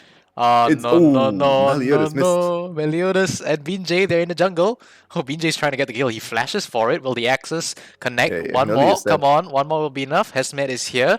And Hasmed is not needed. Binjay picking up the solo kill, the How solo can first you blood mess that up? onto How, Meliodas. Meliodas? How? Everything was stacked in your favor. He gets level 2 first, and then he doesn't smite the red buff away. That's all you wanted to do. You wanted to get level 2 and then smite away the red buff and end the game there. If he wins the smite, level 2 against level 1, by the way, so he should win the smite, Yeah. then the game is over for BJ. How do you mess this up? This is horrible now for Meliodas. He can't even try to get close to this Olaf.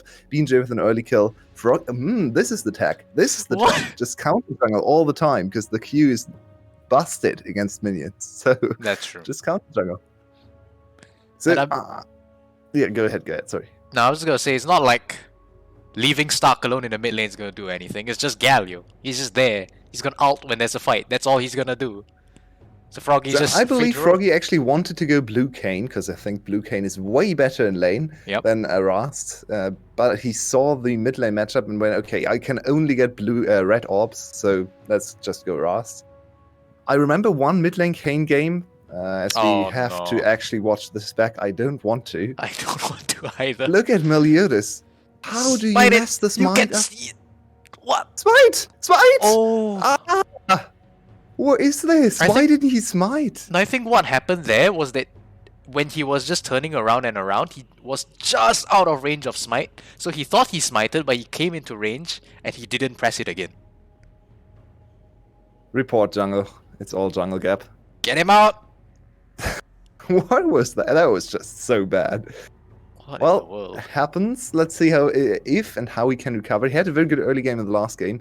But yeah, of course, we want to focus on Froggy and his insane champion Ocean. If Ocean is even enough to describe, maybe champion universe, champion galaxy, I don't know. Find a word to describe Froggy's champion. Oh look, he's already proficiency. making things happen, Yoshino. And I like how his top Froggy in laner the did river. not notice. Yeah, he's just like, he's not here. He's invisible. They do secure the crab though, so a very happy BJ. Hasmid had nothing to do with this. Hasmid is staring at Froggy. He's like, yeah, you do your crazy stuff. I can't be bothered to join in the action. Just do whatever you like. I'm just going to farm. This is what happens when your mid laner picks a troll pick and you're like, okay, he doesn't exist anymore. Whatever he does on the map, I just don't see him. Classic solo queue strategy right here. So, the one mid lane Kayn game that's still burnt into my memory is Fnatic against Misfits. I believe 2017. I think in the regular season. I'm not quite sure. It was Cap's first season. Yes, I think so. Yes, it And was. he played mid lane blue Kayn and annihilated, I believe it was Hans Summer at the time for Misfits, over and mid lane? over and over again. It was absolutely ridiculous. I'm a little bit sad to not see the blue Kayn come through, because I feel like it's way more interesting to watch. Oh, pallet Yes, that's into the minions. That might have been a little bit of a misplay. Exhaust comes down to good onto exhaust. a Should be Riety. fine. But I think everything should be okay here. Just gonna back away, and that's a decent trade of health onto Palette. It's heal though, used from Yes. Parquet to secure Palette's escape. So now no bonus HP to work with, which is always risky into this bot lane, especially once they level 6. There is so much dive potential, so much burst and CC coming through. This is also prior to the E nerf on Rel, so Rel stands still on 0.75 seconds instead of 0.5. So it can be a huge difference early on. BeamJ dominating the jungle. This is more what we expected in this matchup. Definitely not how we expected it to play out, because Meliodas put himself into a hole. Yoshino should just be dead. Yeah. Press well, R, actually, press rest of R. Flasher here. It's gonna be a 1v1 Hasmit. He's gonna die eventually. I mean, it's He's a 1v3. gonna die, yeah. There he goes. The kill goes over to Yoshino. Good gank. I mean, But why didn't Hasmid just press R on the 300 HP Camille? Hasmid is having a very strange day today. What was that? Is he like playing from home or something? Because that's what he hit feels level like. 6. He stared at the Camille at 300 HP and decided to wait for the CC for Meliodas to land and get himself chunked to 200 HP, and then he decided to press R on Stark. Yeah. Everything about that was weird. I'm not sure what Hasmid is doing, but it's not really working out for them. Now, once again, Camille ahead of Mordekaiser. This has always been a matchup where Camille in the 1v1 wins. So Mordekaiser, this is not the pick to win the lane, it's just to survive ganks, and he didn't survive the first gang, so it's not going his way so far. Yeah, and like the analyst desk said, right? It's like the Mordekaiser is his crutch champion. When it's even remotely viable, he goes for it if he's not having a good day. So I guess Sure, this is it just a is signal that remotely he's just viable. not having a good day. It's probably viable on the next patch, but Yep. you're playing on 11.6, not 11.7, so really not sure about this Mordekaiser pick. Let's hope he can just not get cannons and at least scale into the late game a little bit more, and maybe deny a few of the smites from Meliodas. That's something you always have to look out for in Mordekaiser games in pro play, because it's such a pesky little thing to deal with. Mhm. Just putting the jungler into the death chamber, and then, yeah, well, he can't smite. Again, I reiterate probably that, good. you know, if you're gonna lose the early game, you might as well go Sion, right? I would have liked to see the Sion again. I think he was alright come mid game. This is a huge skirmish coming up. Uh-huh, Everyone is in Meliodas topside. going in, he knocks back BeamJ, heroic entrance used, will knock up someone as Hasmit in the backline there, It's a trapping disaster. Flash together. Palette's here to join the fight as well, but it's still a 3v4. One kill goes over, the Olaf goes down. Now Palette, he's trying to run for the hills. Froggy's getting a lot of stacks for his passive here, and now Palette eventually will go down. It's just a matter of time. Froggy picks up that kill as well. They got absolutely annihilated with a top lane advantage, and Kayn not even in his transformed Yes. form. So Kayn only 80% of a champion. Now he's 2-0-2. He's so far ahead. Froggy coming in from the bench, and he says, okay, last pick my champion. He looks at his coach and goes, Kayn. And there we go. 2-0-2. Kayn, this is going to be Rast in the mid lane. I think he should have this transformation ready. Yeah, that was a Let's lot see, of orbs. He's Yeah. waiting in base right now. Maybe not quite. Yeah, it looks like this icon didn't change, so Yeah. maybe not quite there. I'm a little bit confused by his itemization. Didn't know that Rast goes mana immune as well right now, but I like it. Oh, it is actually Rast. Oh, okay. So now the Galio is in deep trouble because this Rast champion does not lose HP. He does not lose traits against melee champions, especially on 2-on-2. So what can Galio do? He needs to escape his laning phase. He does. He has to, use that ultimate, put it to good use. He tried to use it earlier, didn't really go that well. I think he knocked up like one person. I still don't know who it was.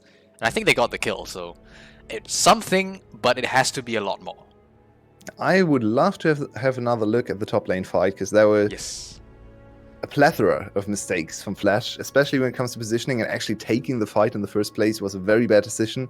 But then also very good play from Saigon Buffalo. So a little bit disappointed we haven't seen this one again. Come on, VT, if But you maybe- can replay the cursed Smite fight, you can replay this one. Yeah, indeed. And the problem here with Flash's bot lane this time around is they don't have Tristana, so they can't actually pressure Rioti too much. You can see Rioti is safe under turret. So now this gives much more time for Taki to roam the map, group up with the super strong early game champions in mid lane and especially the jungle. So where can Meliodas even get camps from? We can see Froggy invading every single Raptor camp because he one-shots those. Mhm. And Hasmet is dirty farming in top lane, so Flash need to really find a way back into the game. They're falling further and further behind. And just to touch on that point, what would be their avenue back into this game? Would it be Meliodas again? We didn't really see him have the best early games as compared to last game. And last game, we didn't see him have very good mid games either. So where would you like to see Flash attack? You can think about that while we get into this fight. Stark and Yoshino against Hasmid. A Hextech Ultimatum will be cancelled. And now Froggy is here to 2v3, but this is a very strong Kane. Meliodas knocks him back, not into the turret. And Oh, very good touch from Froggy. that is a very good on Froggy. He actually gets the kill. No, Hasmid gets the They kill onto win Yoshino. 2v3. And it's now a 2v2. Stark will pick up the kill onto Hasmid. And that's going to be end of it. A 1v1. But that was a 2v3 that I think SGB won. I'm not sure if I'm supposed to be amazed by how well Froggy is playing this champion or a little bit disturbed, because that's not supposed to be in your champion pool, Froggy, by the way. This is a jungler. But can yeah, be both. very good Kane mechanics, very good micro play there from Froggy. In the end, it's a 2-for-2 trade in the top lane, but they get the BJ bot and lane Take, dragon. they're here And this to should be- collapse. The explosive cast will not do anything. Magnastorm from Taki. Taki's doing something in the back line. Palette walks away, but they get the kill onto the ADC, and that's the target you want. Yeah, bot side was strong side all the time for SGB, and Flash completely forgot that. They even saw the dragon announcement and still overextended in the bot lane because they were so concerned with their top lane moves. This is going to be Sorry. a kill, a dragon, and the first turret. This should be a game-winning play for SGB. Let's see if they can cleanly close the game out. And before Honestly, that passage of play, ahead. before that passage of play, I asked you what would be the avenue for Flash to come back out of it. That obviously wasn't it. So is there anything else on the map that you would look at if you were the Flash coach right now? I mean, I didn't hate what they tried to do there. Attack top lane, where furthest away from all the CC. And they were close to making it work. And I feel like the biggest counterplay you can do is just try to counter gank all the invades from Froggy. Because in a straight up 1v1 in the laning phase where he has all the information to work with, I don't think you ever win. BJ is super far ahead. The bot lane is in a strong spot right now. Froggy, insanely strong and so much sustain, it's hard to deal with him. He's basically two champions at once, especially if he fights melee champs. So what we really have to do is wait for them to overstep the boundaries, go too deep into the jungle, and then strike back, try to burst them down. It's getting harder and harder with every passing minute. Yeah, I fully agree that would be one of the ways that they actually come back. Obviously with Stark and the heroic entrance, that's something you want to look out for on the side of Flash. You want to try to capitalize that ability whenever you can. We're seeing SGB basically just walk into Flash's jungle right now with basically no resistance though. And Hasmet and Yoshino, they had it again. This is one of the situations I was referring to. This is a little risky for SGB. Between turrets and in terrain, so there is always a chance for collapse happening. A lot of walls to work with for Yoshino. Meliodas with a nice AoE angle, maybe with his ultimate. But of course, Bean J is not the target you want. Look at his HP, he's so tanky already. Double buffs as well. They're looking Trying for the to be the dive on Sion this Yoshino, I game. feel. Okay, a good control ward actually spots him out, so no threat is just going to be a trade of the top lane turret. They actually don't get that final plate, so a little unfortunate from SGB. They will pick up the turret though, and it's just going to be the mid lane tier 1 still standing. Yeah, this is one of the things they can only do because the AD carry on the enemy team is Ezreal instead of Tristana. Tristana could have potentially punished them with a way quicker wave clear, with very good turret pushing abilities. Just leave the Tristana alone for a minute and she probably knocks down a turret, but Ezreal just can't follow up on this kind of pushing power, so he's in a he's actually in a pretty bad position looking at him, and he's not bringing anything to his team. So right now, SGB free to move wherever they want, to test whatever they want, and knock down turret after turret after turret. We're back to SGB early game domination, and to be honest, this is the lineup we expect, and all the stats refer to. If we look at the stats, this is the 5-man group we think about, and Froggy definitely has a huge part in this team. I'd say in this game so far, he potentially is the MVP. I don't get to vote today. Stark's trying to do his best Hecarim impression. Not gonna get onto a Righty though, so it's alright. Yeah, Righty with ult and flash and heal available. Very hard target to knock down. So now we have another. This is how you smite, by the way, Meliodas. You just press the button next to the red buff. You don't have to wait for anything. I love this play stuff in Froggy. Just perma invade. Look at him. He doesn't lose health. Yeah, he doesn't lose health, especially against the tank Hecarim. We might actually be onto something here. Tank Hecarim struggles quite a lot into Rast, and even though Rast isn't really the strongest form right now for Kayn, for the first time in his whole history, I believe, after release, he's actually stronger on blue right now, on average. But, well, this Rast is certainly looking like quite a menace to deal with. in this specifically, I don't really mind it. I mean, if you look at Flash's lineup, it's a lot of bruises, which I think Red Kayn does pretty well into. Yoshino and Hasmet, they're going at it again. The rest of Flash is here to answer, and if Accept Ultimatum will keep Hasmet there for just a second. Yoshino getting that kill with the backup of Meliodas and Palat. But on the other side, watch Hasmet for the serious plays. I'm tilted by what he's doing. I feel like he's just not there. Can we like sub in RBY for Hasmet instead? I think that might actually do something. What is his decision making on Mordekaiser? Why did he just ult the Camille? Just ult Palat, kill Palat, and you get a 1-for-1. It's not just that, he's been perma over pushed with 0 backup from his team and 0 wards in the vicinity. It's That's painful kind to of watch. fine on Mordekaiser, right? This is what Mordekaiser's picked for. Mordekaiser is supposed to overextend because you never really get to trade 1-for-1. Sure. You never get to pick him off. But then you also have to target select correctly on Mordekaiser. Don't wait for the CC to land and then ult after you're at 200 HP. Why didn't he just press ult after the CC abated from the side of Palat? I am really tilted looking at this Mordekaiser. I think he's Please really tilted looking Get at him out of Mordekaiser. this game. Froggy's Yeah, here in the probably. backline. Pake gets knocked up. That's a lot of damage onto this ADC. This Ezreal is not a champion at this point in the game, and it's very hard to see when he will become a champion in this game. Yeah, true. Ezreal not supposed to fall behind this much. He's very strong on 2 items. He's very strong on 3 items.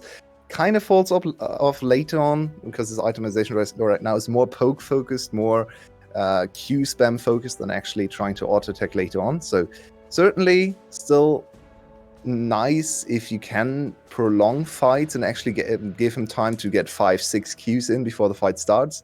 Then he can be a champion, but doesn't look very likely. And Ezreal has always struggled in the Kai'Sa matchup. Yeah. Kai'Sa, the one champion that's able to jump on top of him, dodge his Qs with a lot of movement speed. It's super annoying for him to deal to actually hit his abilities, and then Kai'Sa just has more bursts on top of him. So I don't think this is the game to look out for OP Ezreal stuff. Probably have to shift our attention over to LCK for that one. Yeah, and they picked the Ezreal after Arati showed the Kai'Sa as well. So they knowingly went into this, and in my opinion, you know, if you play Ezreal, you have to be super duper on the ball, super on the curve. And right now, this Ezreal is so far behind the curve that I think, you know, we don't even have to spectate him anymore, right? He's just there. He's just going to be farming. He's just going to be clearing waves. And Froggy's just going to be doing this all game. Yoshino, you want to walk up? Nope, Froggy's there too. Yeah, Froggy dropping the ball a little bit when it comes to CSing. They actually give Righty a lot of their resources. We can see Righty permanently catching waves in mid lane. Froggy has to move to the side, so he doesn't get to get his full 10 CS per minute, which, to be honest, we don't expect from Froggy. So even though he has He has been on the invading pattern all the game, trying to be as annoying as possible. He hasn't really caught up in CS with his AD carry, which is fine, because AD carry itemization, of course, scales a little bit more extremely, especially if you add up those items, crit chance, scales of more crit chance, scales of attack speed, scales of AD, so triple scaling there. I don't hate to see it. It's something Cerberus is actually very good at, maybe the best team in the league, at funneling resources in the mid game into your AD carry when there's no action on the map. We're only looking at 13 minutes in an SGB game, very unusual, because their combined kills per minute is still the second highest of the league, I believe, and 1.07. BJ trying to make something happen onto Parquet. The axe does not connect, and Parquet will just run away, basically. The engage on Ezreal is quite hard to do. But honestly, the onus is not on SGB to engage. They are on 3 dragons, so when you're on 3 dragons, you can just wander into the enemy territory, set up all the vision, which is what SGB is doing right now. I'm not sure why the game just sped up, but whatever. And Taki and BJ is contesting all the vision. This is a very deep vision line for the dragon setup. Oh, they're onto BJ though, and the Ragnarok will come through to make him unstoppable here. Froggy actually gets taken Froggy's down by dead. Palette. That's not what you want the kill on. And now Taki is gonna go down as well. Alrighty, on the backline, that's untouched. Kai'Sa will finally get the attention Huge of fight. Flash, and now the Shockwave is... Wait, what? It's a huge fight for Flash. Ah, Flash yes. is really... Flash is winning this on all... Ooh, can Husband's Husband actually do basically a anything? raid boss at this point. It's very difficult to very kill strong. him. Oh, he's doing stuff right now. Wait, Double what was kill happening? already. He- He might actually win the He 1v4. wins this. The shutdown onto Camille will seal the deal. Flash does win a fight. Flash does win the fight, but they actually are too chunked to go for the dragon in 30 seconds, and now this fight will not mean much. They used so many resources, all the flashes. Look at the left side of your screen. Not a single summoner spell for the bot side, only TP for Stark, and only 1 flash available for Flash. While Froggy still has his flash, he got caught a little bit. This is how you punish deep advancement into your jungle. Just collapse on the first target that is too far away. Hextech Ultimatum actually stopping Ragnarok, and BJ really lost there. Froggy trying to cover for his jungler, but not able to do so. And Husband is just too late, so it's a 5v4 at the start. Clutch exhaust as well from Palat, who has really stepped up in the last few weeks. Playing so much better, actually showing us a little bit of his solo queue prowess. He has been so good in the ladder in Korea, but the whole split has been a big struggle for this support player, but now way better in team fights. We see actually the soul is secured Yep. by SGB in the picture-in-picture. That is a huge deal. That is so much extra armor. That is a whole 250 HP to work through on top of every single champion. So this also invalidates 80% of Ezreal's usefulness. So I think Ezreal is even less of a champion than before, which is not great if you're a Flash fan. Yeah, we're sort of still seeing whispers of what Flash could be. There was a really decent collapse, a really decent team fight coming out of them. But unfortunately, it has not been consistent enough to really get the wins that they need. That's why they're at 3-9 right now, and it's so unfortunate to see. I will still maintain, though, that a confident Palette is a very dangerous Palette, and a really fun Palette to watch. Oh, he's playing so much better. This is what TSM was scouting in the offseason.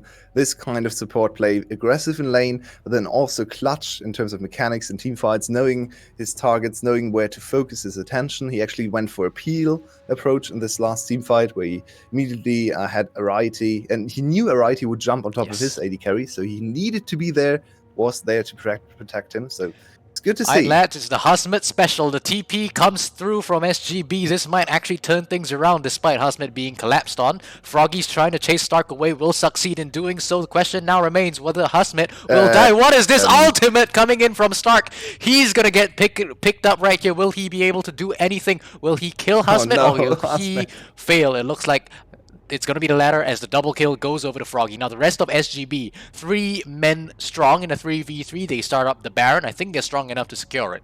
Kane is coming. Husband SCP too. Yep, the Yeah, Flash TP. can't contest this. This Yeah, is they gotta back uncontestable. Just got to run. Yeah, they have to run away. This is the Froggy? free Baron. This Froggy? should be the final nail in the coffin. Froggy's onto Parquet. I think he's going to get the kill as well. This is a very strong Kane versus a very weak Ezreal. Instantly just popped from 500 health. Ezreal is, what, -1% of a champion? Yeah, he's not there. He took over the weak champion part for Kane in the early game. Kane only 80%. Now he's 150% on Rust. And yeah, Ezreal, as I said before, you can basically just ignore him. Or you just kill him. That's okay too. You It's do free you. gold. It's pinata. You whack him and gold falls out. That's all he's meant to do right It's a there. pinata. It's Yeah. nice. Hasmid is overextending in top lane again. I don't think he has ultimate, so he needs He's to be a fine. His little bit more team is here this careful. time. Froggy's doing stuff. He takes a decent chunk of damage, but Unbrawl Trespass will just ensure that his health goes back to a solid level. The turret goes down and they just back away. This is the clean kind of play that we like to see from SGB. Yeah, SGB today definitely more experimental, but in the end we still get to see the better fundamentals shine through, especially when it comes to the setup around objectives. We had a little bit of an... Oh, Do we have to watch let's this? look at this one again. What are these Hasmid. replays? I mean, this replay is not very interesting because it's just Mordekaiser stat checking the enemy. He's missing every single ability, by the way. Yeah, he hit an E there. He hits a Q. Oh, no, he doesn't. He would have gotten the kill, I believe, if he hits the Q. So Hasmid is just too strong at this point. His shield is more than 400 HP, so Star can't do anything. This is a stat check champion. He's not very interesting to watch. But this is where the good play comes in, especially Taki grouping up with Froggy later on when Froggy arrives. You can see at the minimap, Froggy is still pretty far away, but he can get through walls and gets his movement speed bonus, so nice flank. After getting a double kill in bot lane, Froggy is everywhere, and he arrives in this play, groups up with Taki, and then Taki gets the free stun on Parquet. Nicely done. Another kill for Froggy. Maybe you should not bench this player. Yeah. I mean, sure, give RBY a little bit experience. Taki actually goes super deep. He's 200 health. He goes golden. Will just get taken out. Or will he? He gets over the No, wall. no, he no, actually no, no, survives. no. Onslaught of Shadows into the No, backline. no, Meliodas has to no, run no. away, and Taki is still alive. How does this man do it? Inhibitor is the next one being focused down. Froggy's going into the back, just chasing away Flash. This is a one-man army at this point in the game. Palette will be in a bit of trouble. Parquet, he's trying to do what he can, but he does no damage right now. And SGB, they want to end the game right here and right now. They have the tools to do it. They have the Baron buff, but instead they're just going to go back for the reset. They're playing it safe. Yeah, maybe the better play. SGB, of course, is struggling to maintain their very short game time average. So they were tempted to try and end the game right there, right now. Of course, they can also play around a little bit more. I don't think Froggy is going to get this fat on many of his professional Kane mid lane games, so maybe he doesn't quite want to end the game right now. It's a very impressive showing from Froggy. BeanJ also looking way better in this game. It was handed to him on the silver platter in the early game by Meliodas, but then again, you still have to make it work later on, so BeanJ not quite as flashy as we like to see him in week 4 and week 5, maybe even 6, where he was the star jungler, maybe the best jungler in the whole league. Now he's fallen off a little bit, and I hope he can get his form back for the playoffs. But it's still SGB, as we expect, Are they just gonna dominating the match. It feels like they're setting up for the dragon, even though I'm pretty sure they don't need it at this point. I'm not complaining though. I mean, the larger the KDA number I can put on its graphic at the end of the day, the happier that makes me. So if they want to go for the extra kills, be my guest, go ahead. This dragon should be very easy to secure. You have Mordekaiser ult in your arsenals to just deny Meliodas. Mordekaiser can just stay on the other side of the dragon pit and wait for Meliodas to come and just ult him away. There's absolutely nothing the enemy team can do. This is one of the most devastating things about this champion, and I think he's always going to be fringe meta when he's playable, just because of this in pro play. It's such an amazing tool to deny the enemy champion. Right, dragon's ticking down. Meliodas is on the backside. It's 4k health at this point in time. Both junglers are level 14, so What's it will come Froggy down doing? to a 50-50. It's secured by the Kai'Sa. No smite whatsoever. Now Meliodas might get taken down. He's in the middle of the Ariete. He actually goes into the back line. Froggy will come through. Stark goes down to Ariete. Parquet goes down somewhere as well. Now Yoshino's the only one left alive for Flash, and this looks like the end of the game. That's the ace coming through from SGB. BeanJ picks that up. And now they're just going to escort these minions. Flash for good measure from Hasmid. They've tried to shut this man down, but at the end of the day, he's still the raid boss that you have to respect. Now the final turret's going to fall. The Nexus is going to be the final thing on the menu. And SGB, they secure the 1-1. They come back in the series. Overall, the dominant game for them. Definitely a little bit of a hiccup in the top lane there. Haasman not looking too great today. His team of rookies is carrying him over the finish line, hopefully. I mean, they still have to win one game. It doesn't really matter too much for SGB, as we said before. They are here to be a little bit more spicy today. Mid lane Kane, we've seen him absolutely style on his opposition. And please don't put RBY back in. I would be so tilted to see him back on the Rift after this amazing performance by Froggy. Yeah, I SGB's mean, back. I hope they stay back because that was honestly a real treat to watch. I want to see another spicy pick from Froggy. I'm not sure if we're going to get it, but it would definitely be something that would entertain me personally. But we'll be right back in about 10 minutes for more SGB versus Flash action. Let's see who ends out the game, the final game of this series when we come back in about 10 minutes. Don't go anywhere. Awake to my voice and hear the call within. Embrace the fear inside. Surrender your mind to mine again.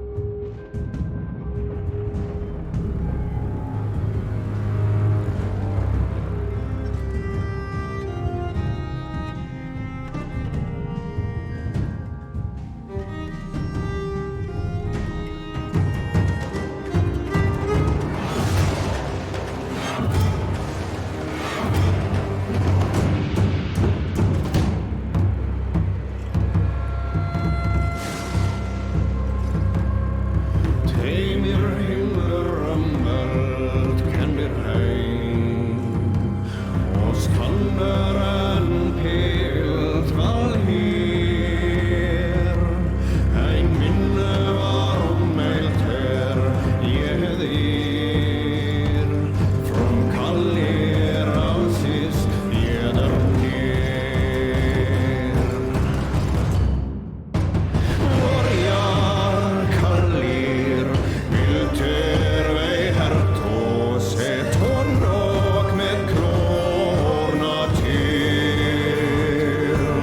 Man vorjar beoft, vei sparka lorna ris og fyr saman vir stad.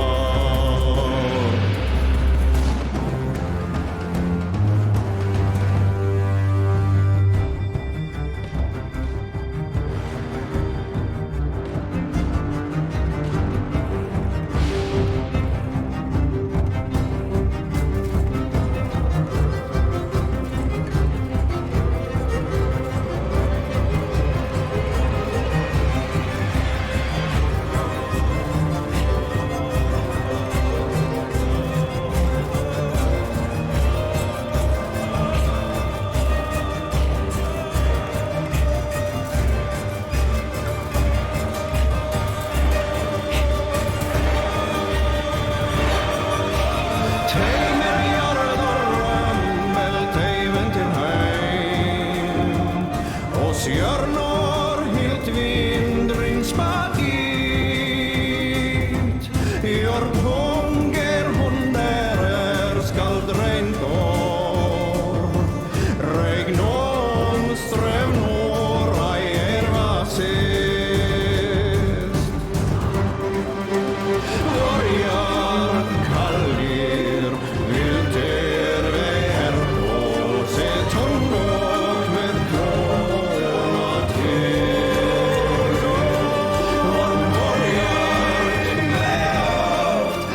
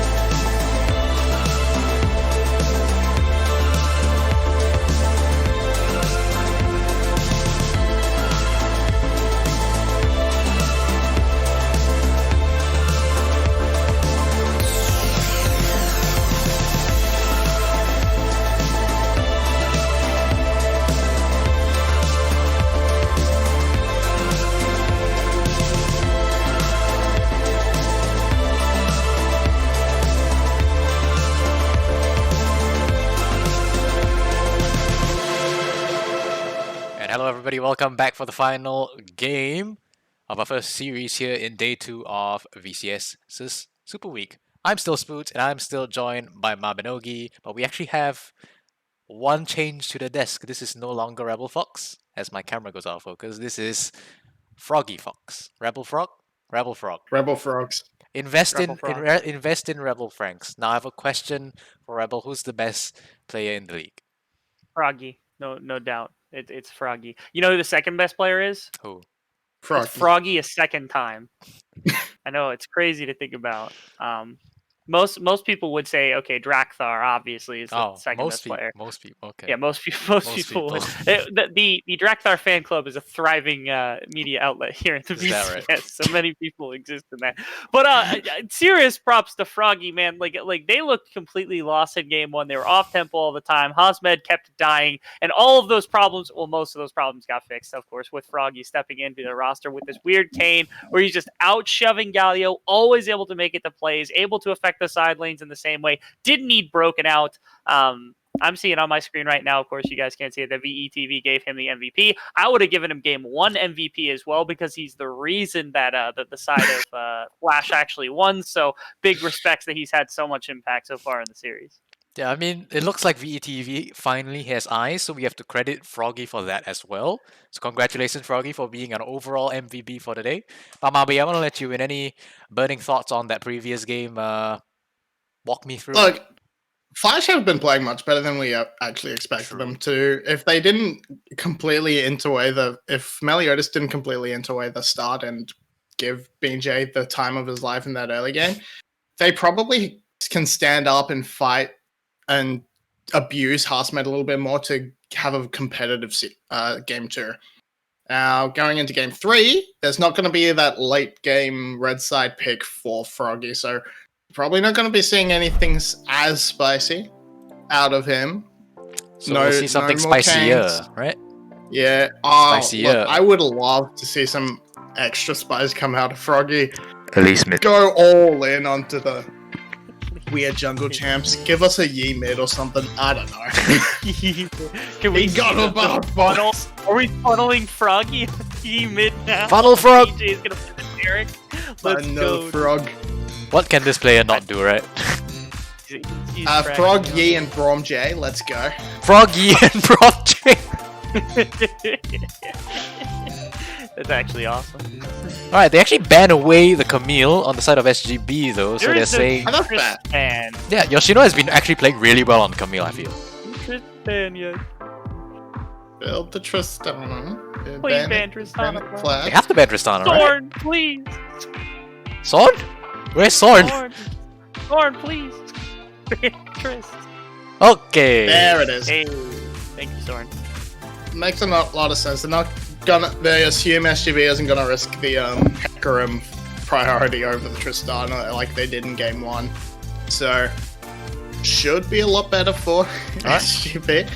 Just gonna lock away the Jinx. Interesting first pick. Yeah, just an interesting first pick, I guess, because I feel like it's not that so strong, and with the Parquet AD carry that Flash is going on, it's not in too much danger of being that pick away. So, I don't know. I I feel like personally, he could have done something better.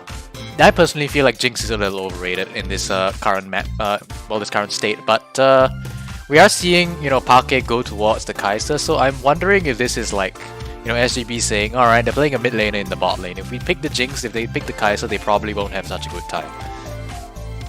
And personally, I'm just happy to see Ariety go with more variety. How long were you waiting to make that joke, Mr. Spooks? What joke? Wait. All right, I guess the wordplay was just completely missed by our friend here. You also have completely overlooked the fact that this is obviously going to be a Jinx mid lane for Frog. Ah, yes, of course. His champion Cosmos that we so fortunately were given after. Oh, All right, baby. never mind. Ken's back points in the top lane for Ken and SGB. Hansmed share a lot of letters. I gotta be honest. Yeah. Especially over the past week, it feels. Hansmed 3. Not like this. Like, Unless we're gonna Alright. see some big brain mid out of Froggy. Not a ton Jinx of mid.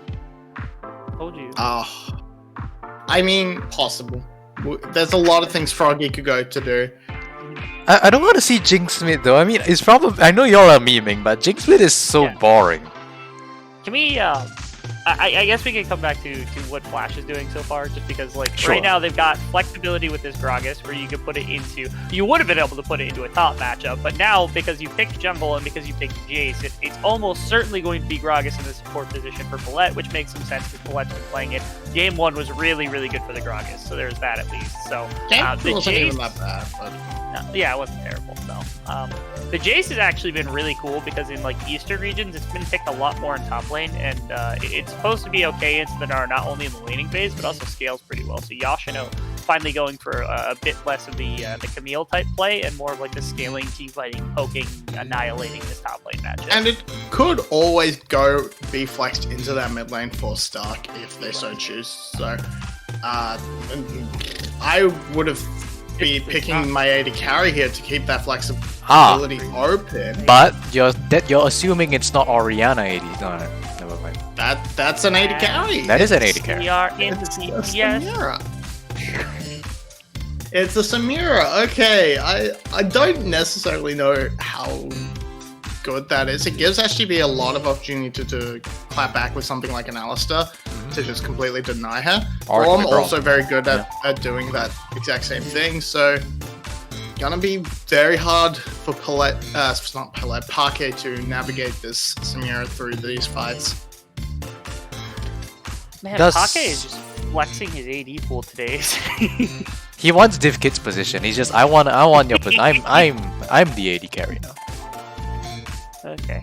Boo, Alright, so- Orianna. Now, they played Ori in game 1. Why couldn't they have just kept Froggy in for game 1 if they were going to play Orianna? Top 10 mysteries we don't know the answers to. No, it's Orianna bot lane and Jinx mid. We've been over this. Braum Alright. mid, Orianna support. Yes. On Only for hit Don Braum. Bondino. On hit Braum. Ugh. There's- Okay. So Well, we got some pokey Have some on the good- side as well. yeah, looking to sort of whittle it down with the solo laners, then get some big team fight executes off that Samira ultimate and collector combo. Again, it's gonna be very hard for Samira to get in and actually have that impact with the Braum and Orianna being able to just keep her zoned off. So I wanna. Can we take a look at the Flash? Who's playing which champion on Flash right now? Yeah, can we take a look at the fact that Paulette is currently the one that might be playing Samira because there's only 10 seconds left to swap. Oh boy. We've zoomed out. Oh boy. This is not a drill. Zoomed out. okay. So It could be a bug. VCS messes Yes. with us, but there is those some of the spells. Okay. I mean, it's in. It's in. Paulette, I was gonna say there were summoner spells alongside, so Stark's gonna be playing teleport Gragas support. is this fast? Is this? You know, in the previous game I said that That's a. Samira. Let's go, boys. I said a confident Palette is a very scary Palette. I did not know that this would be the amalgamation of all that confidence. And That's- honestly, I'm here for it, man. There is such thing as too much confidence after all. We've seen him confidently tank a wave in front of his tower and be blown up. You know that scene at the end of I think it's like Guardians of the Galaxy where Thanos is just like, fine, I'll do it myself. Oh, That's no. Paulette right Yes. now. We're sick of Pake just inting his lane this entire series. Oh man. Parkhead back to mid. Let's go, boys. All right, come predictions. Who's gonna win the series? Mabi, go. Okay. As much as I kind of want to see Paulette Samira succeed, I'm gonna have to throw behind the boys of Buffalo. All right, Rebel. Saigon. Sorry, Paulette, you're not getting this dub. It's a Righty, it's a Froggy diff always. Yeah, you know what? I'm in agreement as well. I like to see Froggy back. I think Saigon plays a lot better with him. But for the real expertise, I'm gonna invite Mr. Yulwei back onto the desk. How are we feeling your way after that champ select? Well, looking at SGB's comp, I feel like SGB is kind of subscribed to the Cerberus way, trying to play hyper carries plus control mage, a little bit more aggressive maybe on top side, but there's a lot of peel also for Ariety, which I like. I think Ariety is a very good hyper carry player. Maybe a little bit too over aggressive sometimes when he plays the likes of Kaiser. But yeah, it's Jinx so far. I've been in love with, so happy to see him again. And then we have the RBY against Froggy discussion. Froggy just pulls out his Orianna again. He has actually played her 3 times already, so it's his most played champion now, tied with Seraphine and Galio. Wait, is it? Yeah, it is. I don't And feel he like only that's has- entirely off. No, wait, 4 games? Oh yeah, it is Yeah, 4 4 games. games. Okay, yeah, I'm trolling. Yeah, but Froggy has a lot of different champions. So 4 games is actually the most he has played a single champion. As we see, a very bad trade taken by the low range bot lane of Flash. You should not trade into that Jinx. This is early on. Braum also a super strong level 1 champ, as we all know. A little bit disappointed you didn't go for the Hail of Blades. I expected more, Taki. I expected more. Hail of Blades, Braum, always the way to go. Now only Dan Bongino would play Halo of Blades, bro. Nah, he would never do such a thing. He's just that good. What can I say? But I when we talk about the conversation between Froggy and RBY, I feel like to some extent we've really been placing a lot of negativity on RBY. He's actually not been playing that badly either. No. It's He's just decent. that he's the reason I feel that we lost game number 1, but he overall has not been performing all that bad in the bigger picture. Oh, for sure. If you just look at RBY as the player RBY and his rookie season, you can say, yeah, it's okay. It's not going super great, but it's going okay.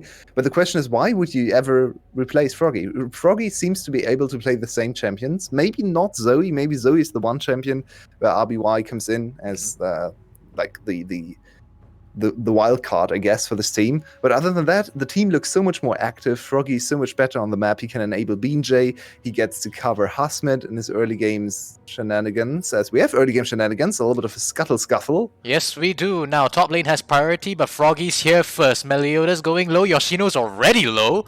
Hasmed will try to Froggy chase him no away, mana. and it's going to be a split fight. Pake has retreated into the back of the Baron pit, but he's just going to shift away and back off to base. Now, Yoshino with 100 health, living with no mana. I'm not entirely sure who wins out, but it's for sure SGB who gets a little bit of CS advantage.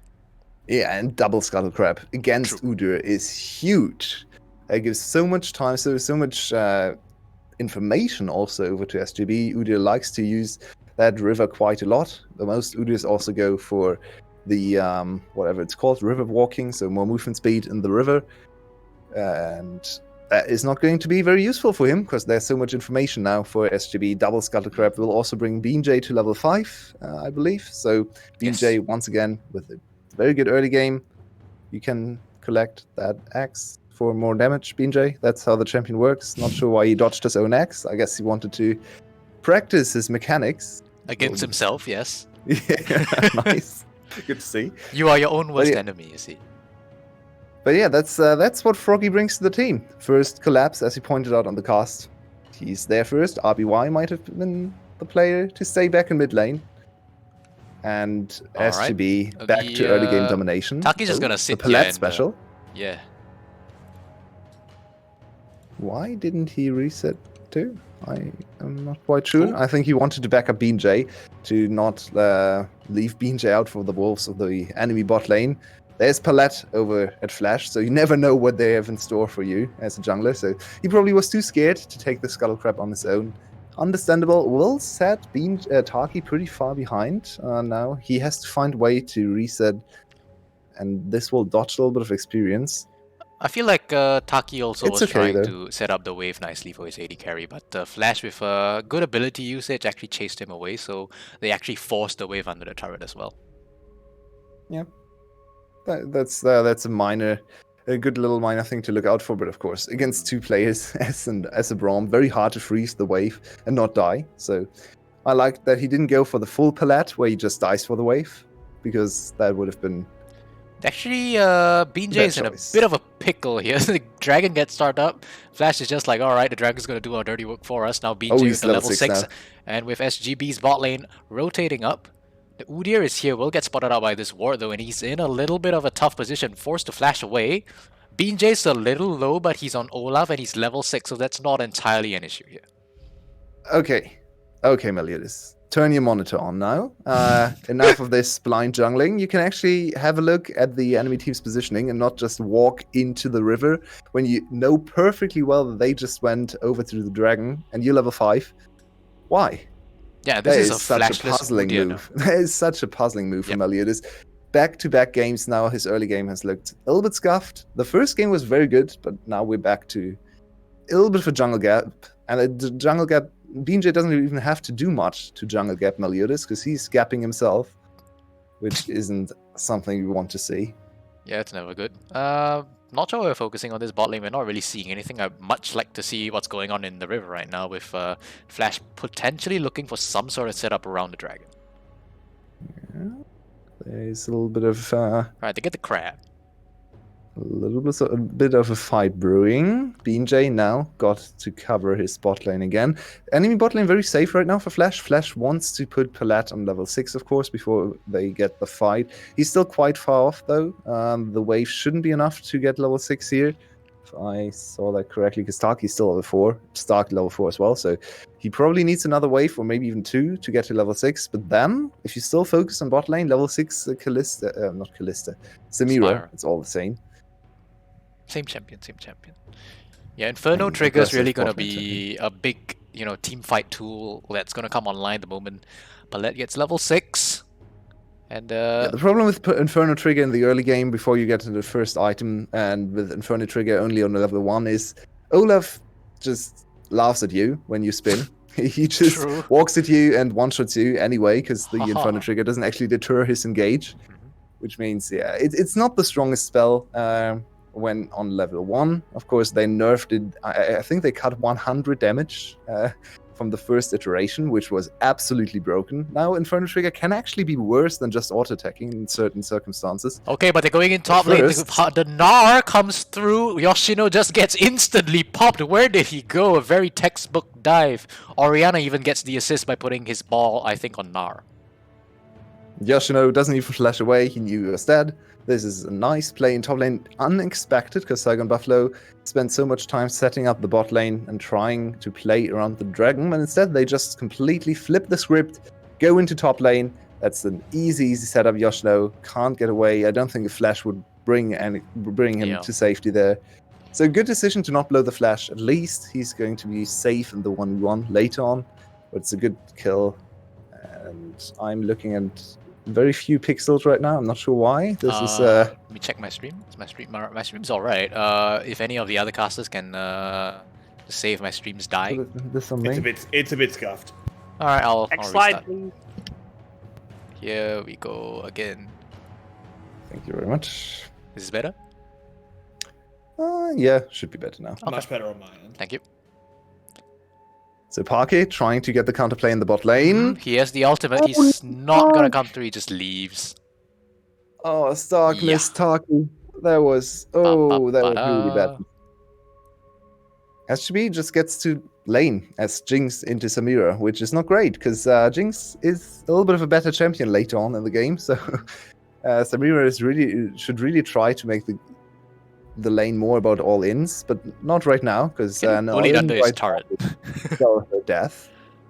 So yeah, we see a little bit of the difference in ADC prowess. Maybe Ariete definitely looking more comfortable. It's one of his best champions as well, and the perma bot lane pressure gives enough time and space to Beanjay to take the dragon for free. This is what we know from SGB: bot lane focus, bot lane domination into jungle, trickle down over the whole map. So it's a standard SGB early game. Yeah, and really liked what Flash was trying to do there, but okay, nothing's gonna come of that. Just a shockwave being expended. Parquet tried to rotate down to bot lane. They tried to look for something. Unfortunately, a bit of a misplay from Stark made it so that nothing could really come of it. The man just wants to retire. He can't hit his barrels anymore. Come on. Yeah, he's never allowed to. I mean, he wants to be rich, so maybe he He needs does to want stay under contract for that. Asmit now in a very good position, Oh and no, Vijay's Yoshino, here he has again, Flash. and so is Meliodas and Froggy. So it's a two-front war. Meliodas is backing away. Parquet's here to try and back it up, but there's nothing to back up anymore. He's just got to clear this wave and walk away. If you had to describe the VCS with one word or one phrase, would Fiesta. late TPs be something to consider? I mean, behind Fiesta, I guess. Yeah, I guess one word is always Fiesta. Always going to be Fiesta or And bad aggression, TP I is guess. 2 words. So, I said phrase, Oh. okay? I said oh, phrase. okay. Fair enough, fair enough. You got me there. I feel like we see way too many late TPs. I mean, it's not Yeah. only the VCS where this happens. We see this in other leagues as well, and better leagues, or supposedly better leagues, I guess we could say. But it seems to happen quite a lot, especially on control mages, where people just TP into the already completed play and then have to walk back to their own lane in shame, because that was not very useful. So Parke expends the TP, he gets to farm another wave, he's now back in mid lane, sitting on 112 CS, which is pretty decent for 12 minutes, but he's not really impacting the game. And on the other side, Froggy is equaling his CS, but also roaming up to top lane for the first dive. So once again, Froggy in a little bit of an advantageous position. I hear Froggy equalizing CS, and I suddenly get whiplash because that's not how this is supposed to work. Now Hasmet is getting a little bit of the Hasmet treatment. He will have the Gnar ultimate in a moment. He's He's gonna try to running- walk really, he's away, just and he's running so away. damn tanky. He's actually gonna go for the 1v2. He picks up the kill onto Yoshino, and now Meliodas has to run away. He gets stunned up. Will Hasmet try to get the second one? No, he will not. He's happy with the first kill, and that's a win in the 2v1. Now Parke's trying to do Parke. something in mid lane. Froggy will try to run away. Froggy have ult? No. He does not have ult. Wait, Parke Hasmet is died. very low. Oh my god. I was just praising him. What's going on? And now Stark might die as well, because that's a Braum Yep. passive stacked up. Very nicely done. It's chaos across the map. We're back to the Fiesta. Maybe the Fiesta is the word to use instead of the TPs. For sure. We have a lot of action as to be winning across the map. The death from Hasmet on the backside definitely avoidable. I think he was out and then got greedy again, most likely. Let's see what happens. Yeah, This is a great turnaround. Jace is not the strongest champion right now. Wow. Hasmet completely ignored Meliodas, but how does he die afterwards? He just has to walk away. That's all he has Yeah. to do. Just walk away. What? Okay, Meliodas actually using the mini-Gnar.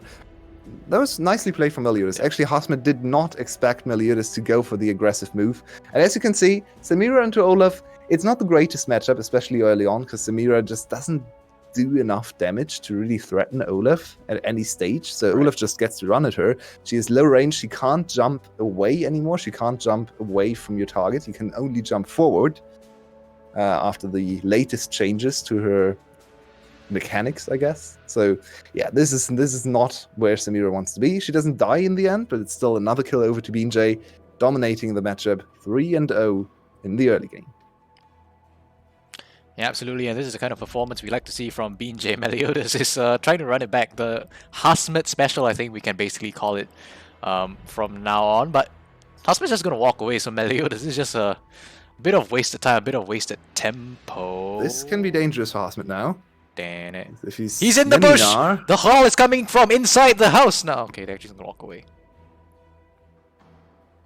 Yeah, Meliodas' movement has been a little bit peculiar, very defensive most of the time when he's 2v1. But we have a bot lane fight and Yeah, the Taki TP caught. is coming through as well. This turret is just going to go down. They're not even looking for the fight. They just want the objective now. Ariadne getting a few resets.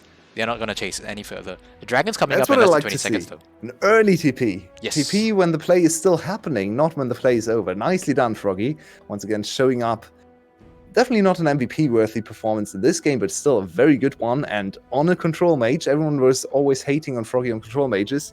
But he's gotten so much better. Look at his CS. He's up in CS at 15 minutes while still having more map impact against Azir on the other side. And this is one of Parke's best champions, by the way. Maybe even the best champion.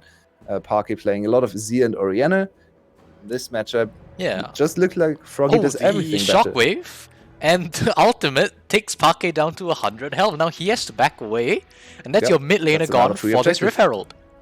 That's Drive by, great very play. nicely done from SGV. Just super good setup. Drive by, chunk on Parke. They push in the wave as well seamlessly. It looks very fluid. It looks very good. They- SGV back to their early game domination, and you have to wonder how much of the comms is actually done by Froggy. Looking at the difference in game 1 and game 2 and 3, right? They didn't even look at the Azir, didn't even want to give him the time of day, just walk straight to Herald and use the ultimate on the way. That's how confident these folks are. Yeah, this is what we expected coming into the day. We all predicted 2-0 for SGB. So to reiterate, it's definitely an Right, Flash expected wants to collapse. The result turret here. is not down. Hasmet and Froggy, they have to get away. That's a double TP, actually. Yoshino and Pake, they're here. Now, Hasmet's giving up his life to ensure that Oh, Froggy no. gets away. 5 men in the top lane now here for Flash. Can SGB answer? And the kill goes over to Meliodas, the worst target possible. This might even be an inhibitor. If they fancy the inhibitor, they have Jinx getting more and more attack speed. She has minigun. Yeah, this could be at least inhibitor turret. And they It's gonna try be a to collapse. collapse, though. This is the chance. This is the last chance to lose, maybe even in this game. The collapse from Flash from behind. Okay, SGB, they're trying to walk away. They've got a little bit of damage down on Pake already. And I think they might be safe. Meliodas is here, but a Braum and a Jinx and an Olaf, for that matter, would be very, very able to take him down. He just runs away, and now SGB, I think they're safe. Bean J, though, Water might walking be as well. biting off a little more than he can chew. He goes on to Stark. That's the Ragnarok. He's unstoppable. The ultimate from the Jinx will whiff, but that's a decent chunk of damage onto Stark, and now Bean J will walk away finally. And this time around, Bean J is strong enough to just walk into the enemy jungle whenever he wants, whenever he pleases. Taki, this is a very good cue on Yoshino. Yoshino, it's Turan. Taki on the Braum just walks Okay. into 2 members like, you can't do anything to me. He knows that the pressure advantage is on their side, even though it's just the bot lane. The enemy team can't attack top lane right now, because if they do, Orianna and Olaf are just going to walk into the enemy jungle and probably take away everything you got. So maybe it's a worthwhile play if you get double kill, but that's super hard to do against 4 summoner spells available. Jinx and Braum together are hard to kill in the first place, especially with 2 melee champs, right? So I like the decision for Flash to not press the play. But we can see Taki knows when to go aggressive and when he has to step back a little bit more. Just straight up contesting the blue buff. Meliodas actually gets this one. Bean J, without the Ragnarok, has to run away. This could be a disengage. But denying it from Parker is way more important, especially now with the mid lane being under constant pressure. They have to retreat. If Saigon Buffalo wants Flash to retreat, Flash has to retreat to the inhibitor turret even. Yep. Wasn't Might Pake... be- Go ahead. Go ahead. Wasn't Pake the player that they actually photoshopped his face onto Azir on? Or am I Yeah, remembering he is an wrong? Azir main for sure. Azir and Orianna is 2 bread and butter champions. Those are the champions he plays the best on.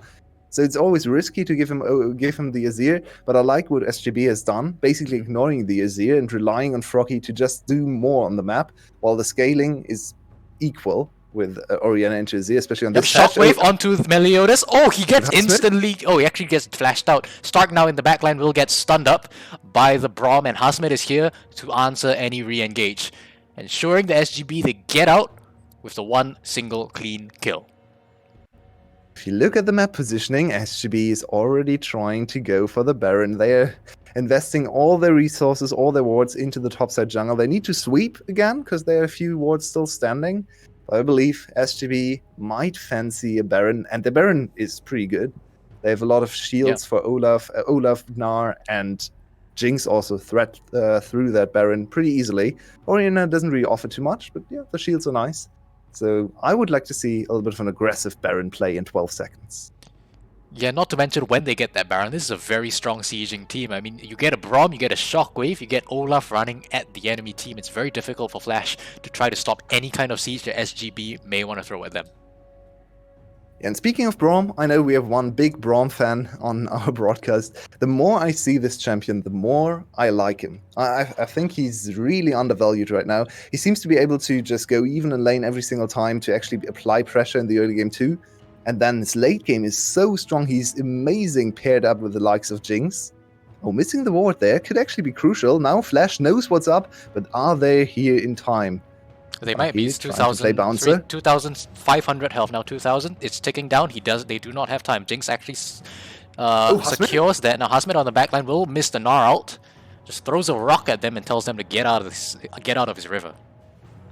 And in the end, Flash just staring at them, doesn't even take anything in the meantime. Baron In the was down and Flash just indecisive, didn't know what to go for. I like Taki once again hovering around his carries to keep them Ultimate. safe. The Shockwave onto Yoshino. Will he die? Not entirely sure. They actually launch Froggy towards them. Now Stark actually goes down Poor as well. And Stark. once again, they're indecisive. Do you want to back away? Do you want to engage? Or do you want to take the dragon? They try to do all three at once and it fails in their face. Ragnarok will get Olaf out. Hasmet tries to go in. Ariety on the Jinx will not try to frontline. And Flash, they have to get out of here. The minions. They are. They're looking for blood. They still want these kills. Oh, wait. What is going on with Yoshino. Yoshino? Flash Yoshino trying to dance. Yoshino, Maybe to yeah. his tune. Hopefully. I'm just gonna give Taki a solo Yes, kill. there we go. Support solo kill. Taki just does it all. He locks in Braum, the most offensive of supports, besides Tahm Kench maybe. And then he just solo kills the enemy top laner because he's just that good. Yeah, he's just that good. And Hasmet is caught out again. That's a strange teleport. Just gonna get Take killed. Would a That late is what Vision Advantage does for you. You just have Yeah. more wards to work with, more information to work with. There was one deep ward for Parquet, but nothing else in the whole river, so you didn't see anything. You didn't see anyone coming. there's a and that control was ward in a very safe quick area for him demise. to TP to, but he chose Yeah. the other one. What? Huh? And his They death tried to actually pick might. Hasmet. Yeah, And this, wow, they just let him base. Interesting. that wasn't a base. That was a TP TP. to top. That was top. Yeah, they really want to get as many things as they can off the back of that play. It's a little bit of a crazy game for sure. We are missing quite a few things happening because it's just so unusual what's happening here. SGB really trying to put the pedal to the Stark metal. gets popped by Let the BJ on man the Olaf. retire. Let the man retire indeed. Alright, well, I think this is going to be top lane inhib gone. First Parquet dies, and now Stark is dead, so it's still a 4v5. They're actually going to go for it. The shifting sands from the Azir will not be enough to keep him alive. He actually goes down now. It's a 3v5, and SGB, I think they might just be able to end the game right here, right now. So Palette's time to Jace shine is now. in bot lane. Palette trying to convince everyone that he can actually play ADC too. Now is the time, Palette. You're level 11, Inferno Trigger level 2. Has he one actually item used completed. Inferno Palette, Trigger come all on, come on. They're actually just gonna let the Nexus die, just saving Okay. their KDAs. And SGB, they walk away 2-1. And Palette ends the game on 0-0-1, even CS. So he didn't do anything. Nice. Apparently, he wanted to play an ADC game. This was a little bit of a weird one. Stark also looking very uncomfortable in the bot lane, died over and over and over again. Maybe he played too much tank Gragas and thought he was tanky, but sadly, he was support Gragas, so he just got one shot a few Yeah. times. A genuine question before we throw it over to Analyst Desk. You watched that game with me. Did Pellet use his Inferno Trigger even once? I don't think so. I didn't see one. I didn't Maybe see in either. one bot lane fight we didn't see. I don't think so. But I don't remember one on screen, so probably not. Well, That's if he did, pretty it was sad. yeah. If he did, it Poor had to thing be to like say. super low impact. But thank you for casting me. I think you're casting the next game of every day as well, are you? Nope. Or is that Marvin? I'm back Oh, tomorrow. Okay, he's back tomorrow. We're gonna throw ourselves over to the analyst desk singular. Rebel, Marby, you watched that game. It was quite a banger. Was pretty one-sided though. Anything y'all want to add before we throw it to break? Technically, multiple desks. I mean, we have We're one. all in analyst different desk, places. Um, but Sure. no, it was just kind of a stump from top to bottom. Mhm. Everyone kind of getting outplayed in every position. Palette, I'm hesitant to say, even had an S rank. He even got to that S to pull Yeah. off the Infernal Trigger, so definitely not on screen. Yeah, I think they should have just, if they wanted to win the series, they should have just tried to run back, Parquet AD carry, but They Yeah. might have just been trying to have fun. Rebel, anything you want to add?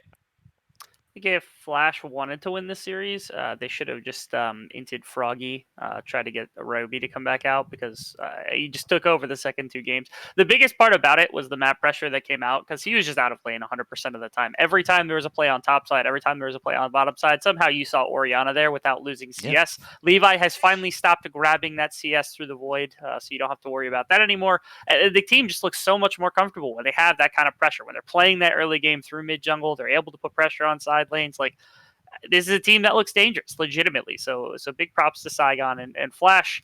They lose expectedly. just trying not to go to relegations. They're just trying to limp over the finish line to make sure that Burst the Sky doesn't beat them out for it.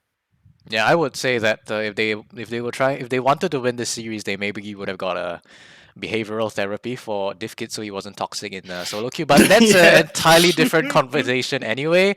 Thank you once again for your excellent insight into that game. Thank you, Yulway, for casting with me, and thank you everyone who's watching for joining us here at VCS English. We'll be back in half an hour for G Media Luxury taking on SBTC. There's going to be a banger of a game as well, and every day is going to be casting it, so you're actually going to get decent play-by-play.